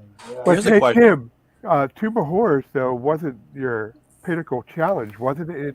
Dwayne running Temple of Death, your pinnacle challenge. Oh yeah, he killed me on that freaking model. if he got tired of running my character, he would bring out, what was it, X3 or X4 Temple of Death. Son of a bitch. Sorry. Yeah, here's a question, guys. That was my end game one. Here's a question for you. And Eric, I don't know if you realize it, but since you bumped me up to admin, I can share screens without asking to share screens. So okay. So here's a share screen, boys and girls. So we all know that Janelle passed in the past recently. Now they're doing a memorial cover and all that. And I tell you, guys, I was at North Texas. I saw her sitting at a table with some people around. I was going somewhere else. I didn't have time to say hi. I wanted to tell her about my experience playing Dark Tower with Sean Sanford 10 years ago. Didn't, and now I fucking regret not saying hello and thanking her. But in any case, Janelle passed, and everybody agrees and acknowledges that Janelle was ahead of her time and everything that she did, right? Absolutely. And the way she thought about modules, design, right? She was at least 25 years ahead of her time. So here's my question to you all: is who is that person now? I mean, I'll give you some. Well, first of all, I went to Janelle's funeral. It was very tasteful, very great. It was really good. It was just really, really good. They did a great job. And I was a personal friend of Janelle. We know each other since North Texas started. I really, you got to realize when she was writing her great stuff, she was like 25 years old. That's insane. Yeah. She was reinventing the dungeon. Yeah. You don't have to go in this entrance to this entrance. You can go this back way and you can skip half the dungeon and it still makes sense. She was like in her 20s. That's absolutely amazing. But if I look at people right now that are reinventing, basically like reinventing the dungeon world. Or anything. Who is setting the next generation, Mike? Who is setting the trends that in 30 years we're going to be looking back and saying, Jesus Christ, they were a trendsetter and didn't even know it. Who's that person? I think, well, absolutely. I mean, I think Greg's stuff is his whole Gillespie or Christopher. Well, Greg Gillespie. We're still here, you know what I mean? So yeah. No, but Greg Gillespie. Reinventing the whole dungeon world because he has taken a time in history, which is basically, the 78 through 82, and he has dedicated himself to making 6 mega dungeons. He has 2 more to go, and he has a formula he goes by, but he's still able to basically create these campaigns that should. I mean, I ran one of the dungeons. The campaign lasted for 2.5 years, and that's. Wow. I think he is really. I think he's been slow to develop. I think right now, after 10 years, Barrel Maze is finally getting the recognition it deserves. People realizing it's his best. That is in my opinion, great that's example his best. of that's a great example of what the OSR can be. And I think people are starting to realize that it took a while for the cult to kind of build up and people to play Barrel Maze. But now when you talk about stuff, people talk about Barrel Maze and say, yeah, Barrel Maze was cool. We played Barrel Maze, it was awesome, and this and that. And people are doing. I think also a component of that is people are taking Barrel Maze and making it their own. And by that, I'm saying, if you look online, there's all these things now that Greg didn't create that other people created that help you run Barrel Maze. And I think that is always the mark of something that has taken hold and done something great. I mean, I think Matt Finch is I wouldn't say he's a genius, but I think he's able to, in every single thing he writes, he's able to put something in there that makes you go, oh, that is really interesting. I didn't think about the dungeon that way, and I don't know if his stuff is necessarily going to be as revered down the time. But everything he does, I like. I don't think Matt's done anything so far that I've just looked at and said, yeah, I wouldn't run this. I look at his stuff and think, man, I would love to run this because he has some really good ideas in there. What do you think? I mean. Oh, sorry. Go ahead, Mike. I'm sorry. I didn't know you were not. No. I mean, those two people that just popped to my mind when you say something like that. So. Okay. What do you think, Tim? Oh boy, who's it? Rob, wake up! I'm going to ask you next. Yeah. And a quick you got shout COVID, out man. So Matt Finch, though, too. He just released City Encounters thing on RPG Drive-Through. Did he? And I got it. I ordered it. Ordered it. I got the PDF, and of course, it's really good. He actually made it like I make my encounters. He has they're evil, detailed. Yeah, they're evil, detailed, and there's multiple ways to play them. So it's really good. So my gosh, the first guy, I guess when you said it, if I had to pick someone, I guess is Kevin Crawford. Really? Why is that? What? That's a hell of a take. Okay, why? I don't know. Because I honestly I don't use a system. I don't use the tag system. The tag system, but he creates these books that can generate enormous amounts. I mean, of content, and he's able to do it pretty. And he's got these other systems that he does, but I don't know. And okay, the other guy I'm thinking of, and Eric will probably agree with me with this completely in some ways, is I think James Spahn does an amazing job with the stuff that he does. I mean, he hasn't been doing revolutionary stuff though, Tim. Is he doing things? I know. I don't know if it's revolutionary, but it is definitely a bright spot. Like, you're always gonna you got the OSR, you've got all these different folks creating stuff, and James always, floats to the top with his stuff. Okay. It's always up there. There's always something in James' work that makes you. It's kind of like Matt's when you look at it and go, "Oh, that's a cool idea." And James always does that in everything he writes. He always has at least one or two cool ideas per adventure that you're just like, "Wow, I'm going to steal that. That is a great idea." Okay. And my last guy I would add, and I'm not doing this because Rob's head doesn't need to be any bigger, but Rob doing his sandbox thing, he gave, he has probably the most published read hex crawl that'll be out there. It's been translated into how many different languages. Rob has made a significant mark on the hex crawl. I mean, like if you're talking about things specific, Rob has definitely been a huge factor in how that gets done today, I think. Yeah. Thanks, Tim. Appreciate it. All right. No, Rob? You didn't hear from me, Rob. Somebody else said that. Yeah. Rob, your turn. And then Papa Eric after that. What do you think, Rob? Who are we going to look back in 20 years and say, Jesus Christ, they were ahead of their time? As far as adventurers, or anything, who moved the industry? Who was ahead of the industry? Who was ahead of their time in any way? Adventures, RPGs, whatever they're going to, anything. Well, Yeah, I have a list. It starts sure with you do. Stuart Marshall, Matt Finch, and Chris Goderman. Basic basic Oh, fantasy. Chris. Okay. Yeah, Chris. Okay. What has he Uh, done? What has Gonerman or They invented Marshall the done? three of them invented the OSR as it stands today. Yeah. Yeah. Okay. Pretty okay. much. I agree. I absolutely agree with that. And Okay. most of it, Goderman and not Marshall. I don't know what I haven't heard too much of it, but Matt Finch is still plugging away, Yeah. and Goderman is still plugging away, and Kevin Crawford. I agree with Kim. Kevin Crawford's work at helping running a campaign with the different the three books, Stars Without Numbers, World Without Numbers, City Without Numbers. That is, I think people are going to continue to appreciate that decades from now. As far as adventures, honestly, I haven't used too many OSR adventures. I've used Ruins of Remont. Mm. I like that's a first level dungeon. It's very small, but I have used that countless of times. I have used Barrel Maze, but I don't want to sound too critical, but the two times I used it, the players found it monotonous after they got through half of it. They just found it so big. It's a mega dungeon, so some people are going to be. That mega and especially Greg stuff.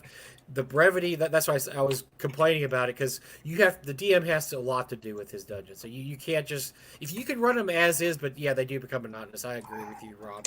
You have to add, the DM adds quite a bit to those. If he so doesn't, and the other one, now I can't. I feel so ashamed. I can't remember the name. It was. I feel so bad. I used it, and he has lots of barrows, not barrel maze. It was just above ground, and the whole landscape was populated by barrels. And I ran it for the last GURPS campaign we used. We had. Yeah, I do remember that. I can't remember what that is. The bulk of the encounters came from that module, and it was so useful. But really, the biggest utility I got is just the hard guys. The what? I mean, especially this book, Hard Pottage. I thought you said the hard guys. I thought we were taking a different turn here. Sorry, that's my stuff up there. The hard guys. And this, what I'm holding in my hand, is available for free on Lithia.com. Yep. And this is not hard specific. This has all been generic, so people can put it around. The intent was they need a manor, even a city. They got an entire city in one of the hard pottages. And but all this stuff is so modular and so easy to plug in most D&D style campaigns that's where the bulk of it. If somebody in the OSR started doing that. I want to throw in somebody real quick, because Rob just reminded me, is that, and I don't know how you consider him as a publisher and or writer, but James Raggi has a huge influence on what we do in terms of. I think Eric was gonna throw that in there. I'm sorry, Eric. I didn't mean to steal your thunder there. Because I agree. James Raggi remember is the father of weird fantasy in the OSR. When Death Frost Doom came out. Death Frost Doom blew everyone's mind, because here's a module where you're gonna fuck up. You're probably gonna fuck up. 90% of the time you're gonna fuck up, and when you fuck up, you create a zombie apocalypse in your world, and that's just something not a lot of people are willing to deal with when they write adventures. They're not really willing to deal with a world-changing event in a module. Like, everything's going to be wrapped up in a nice bow by the end. The bad guys are gone. You've rescued the princess. You've stolen the gem. No, Death Frost Doom is you fucked up, and now you got to deal with this giant undead army, and that's up to you. This is the adventure. You guys did it. I'm over here now. You decide what you want to do. That was a brilliant idea, and I think James had some other good ideas. Now, he doesn't write as much as he used to, but his whole, like I said, the weird fantasy genre, it owes so much to James and what he's published and what he's done with it. So, now, I don't even see that to be James's greatest influence. James upped the bar for publishing. Yep. That's what I think. His book. Agreed. He's the reason why when you got Shadow Dark, You got the deluxe edition. It looks as good and the paper feels as good as it does because James put out books that listen. When you got a product from Lamentations, you might find it offensive, but you weren't going to look at it and go, "All right, I'm offended, and I paid how much for shitty material." You're like, "I'm offended by the whole, but it's a beautiful book. Oh my god, I don't regret owning it, even if the material makes me uncomfortable." And James does something that you rarely see in our industry, and his creators retain the rights to their work. Yeah.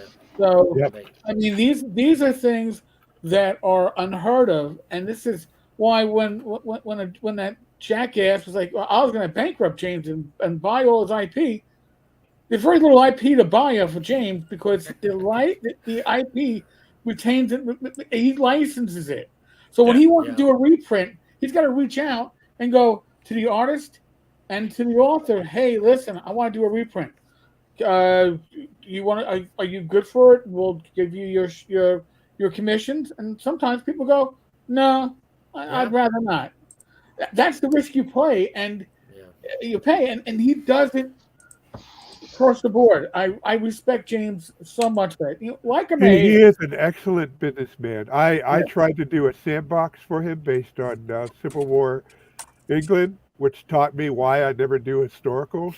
And the project didn't work out. It wasn't because of James. It was just creatively, I ran up to a dead wall, even with Tim's excellent help. And then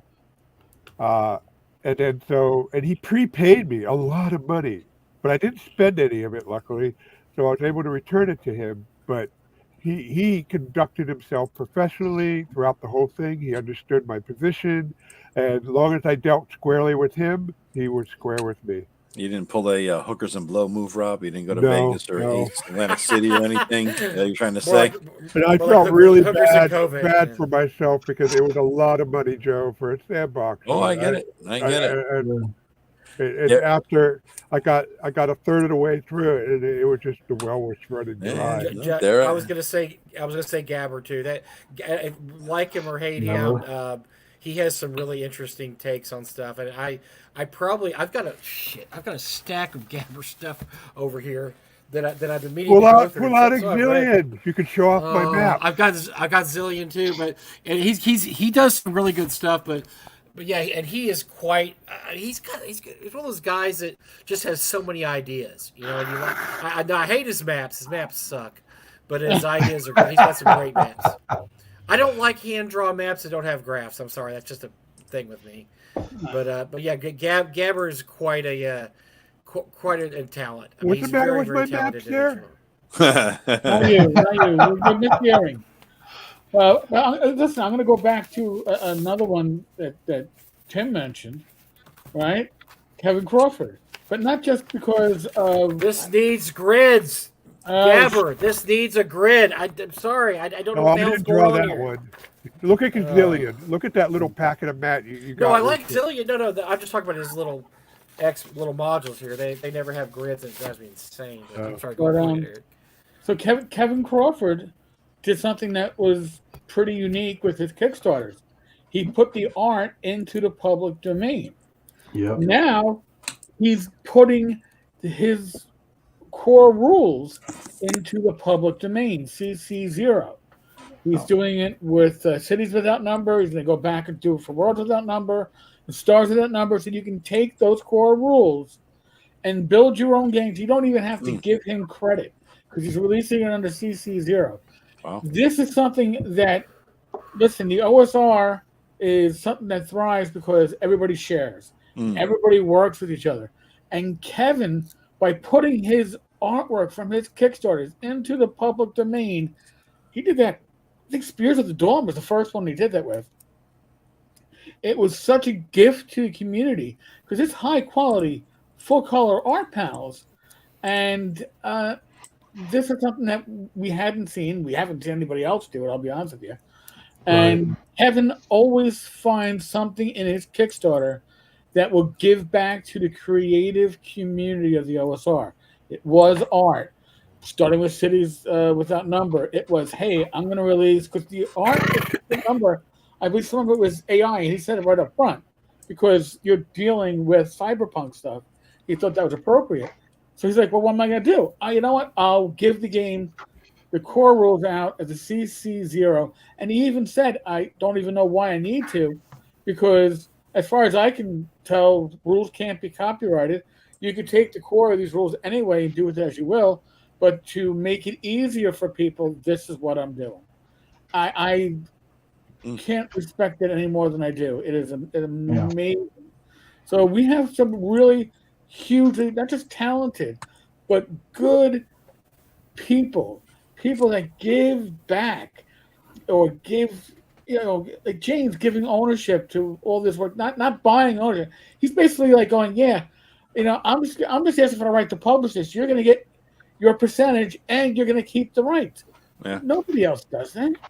No. And look, and these people we talk about, these are all people that have, nearly all of them are somebody that they've tried to destroy. And if you start looking at conspiracy theories, why does everybody hate Gabber? Why does everybody hate James?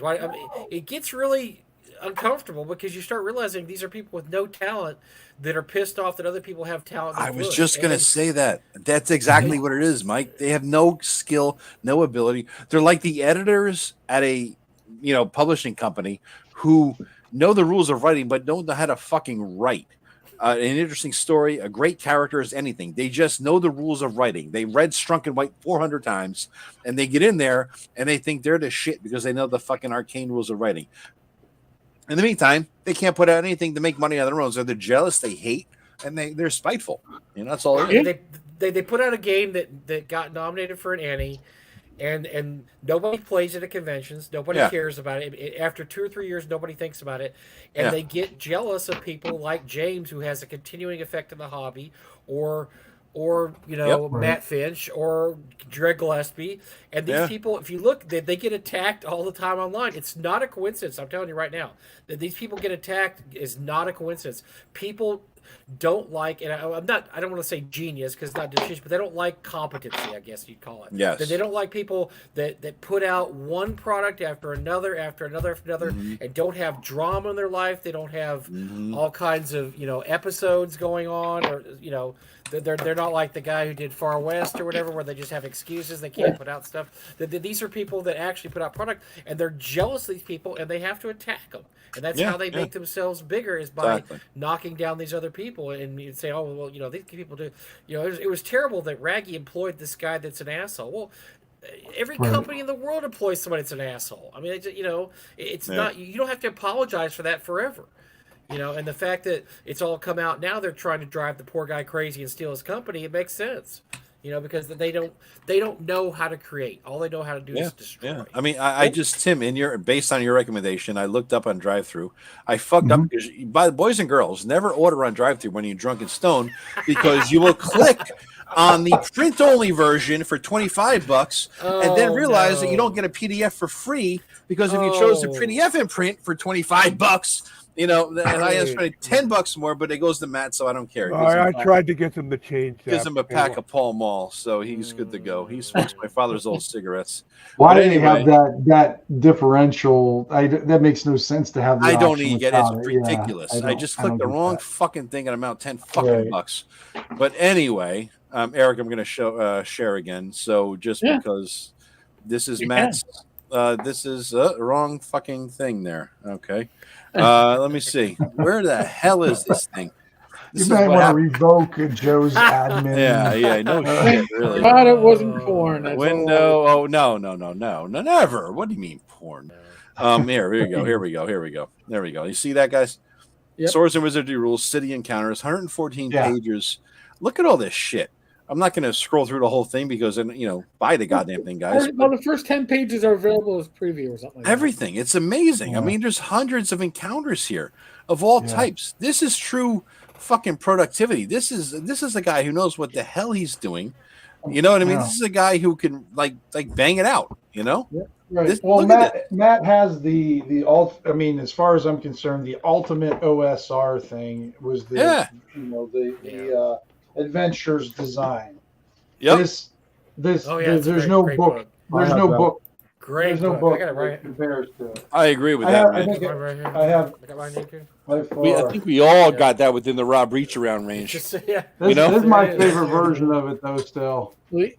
The 3 books. Yep. The 3. You know what I liked that he did? I liked the monster book, not the later one. The monster book. They were good too. The one from the Zero Rule. Zero Reloaded. Yeah. That was my favorite one for a long time. It was packed with everything you needed. It was easy to reuse in your OSR product, and the monster book. That was my go-to for a long time. It still is. Yeah, mine too. Yep. Good stuff. What about you, Joe? You said so. So you ask everybody else. Did we lose Joe? Is he stoned? He just fell off his chair. Passed out. Yeah. By the way, I keep this by my. I like this Probably a lot because he's got some good. There's some good DMing info in there. I keep this by my desk when I do stuff too. Oh, very really cool. Like the original acts because he has some really really good stuff in here. Just look, he's got spells and monsters. Everybody has that, but he's got some great DM advice in there too.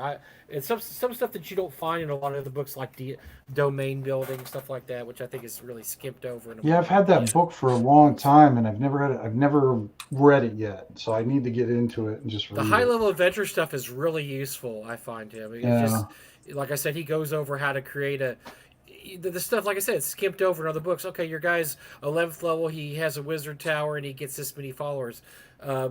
It really goes into it. He goes in, okay, here's what you need to do. You got to clear this amount. You got to clear out this property. You got to do this. You got to pay taxes. He really, really goes into detail about what you need to do to run a domain. So I really, really enjoy his take on that.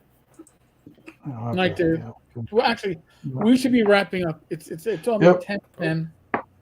10:10, yeah. Joe's on the shitter likely if he's. I am not on the shitter. You see that? Oh, he's back. He's back. I'm here. Okay. So we know that Joe goes to the shitter a lot under these streams. So he needs to save up. We all piss. This is our child's book. Everyone save up $3,000 to get that new Apple thing because somebody just posted a video. How plug it in. You can use it to take a shit anywhere in the world. Nice. I need that. I need that so bad. You put that on, and you can turn on immersive environment. You take that thing off your head, the shit's still sitting on your chair. I was gonna say. I don't know, man. I don't know. It's funny. I used to work for a guy in the ancient days when I was in law school. He was corporate counsel in-house for a software company, which is kind of what I wanted to get into back then. So I was an internship while I was in law school, and this guy told me he came from a big Washington, D.C. law firm, and he was telling me what it was like there. And he says that every men's room stall had a clipboard holder so that they could bill while they're taking a shit, while reading briefs or whatever it is they had to read. You're sitting there taking a shit. You better not miss a 10-minute billable, increment. Right, so you're sitting there, you're billing out your $50 while taking a shit. It's like, goddamn, that's not for me. That's not my life. Anyway, Joe, if you want to see the video, it's in our text chat. I saw that, Rob. That was good. That was good. Yeah. Oh wow! So, I'm all folks, just to prove, I had no idea who was going to show up tonight. I knew Rob, but Rob was late for Rob. By the way, Rob was the first one. When Joe came in first, I was like, oh my god. We're going to be missing out on Rob. But now we know why. Rob's not feeling 100%. No, I'm not feeling well. So, huge thank you to my twice a week this week. Twice a week works out. Bad Mike. Rob, my wife's gone. You were my filler. I had a pay in a row. I'll make my shirt lower cut. How about that? Mm-hmm. Thanks to Tim, Joe, Rob, even Greg. Greg was he was here for a minute and a half. He was here. Yeah. He made his impact, huh? Yeah. He made his impact when chased off at least one or two viewers who didn't like the direction of the content. Guys, I don't know. Input. I don't know if you realize who my guy is, my little screensaver. Only ancient people like us would know that, but that's Dr. Johnny Fever, of course. Oh, yeah. From KRP, a drug addict and alcoholic and all that shit. And so I have, while we're doing this, I have my, a screen here with StreamYards. I have Eric's screen, and I have my own channel's stream, and one of them falls behind. My own channel sometimes falls behind if I'm not looking at it. So I have an older picture that I would like to share with you guys because it's fucking a perfect way to leave this and to also bust Rob's balls on the way out. So here we go, sharing. Oh, Rob's already rolling his eyes. There we go. Am I right?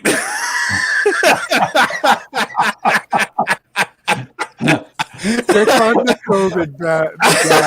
Oh, blame COVID. All right. I'm just saying, Rob. On the COVID guy. Real class. You should just have caption over Rob saying years later. But this was taken the chance, though, right? Oh, God, I got a cramp. I'm laughing too hard. Oh, shit.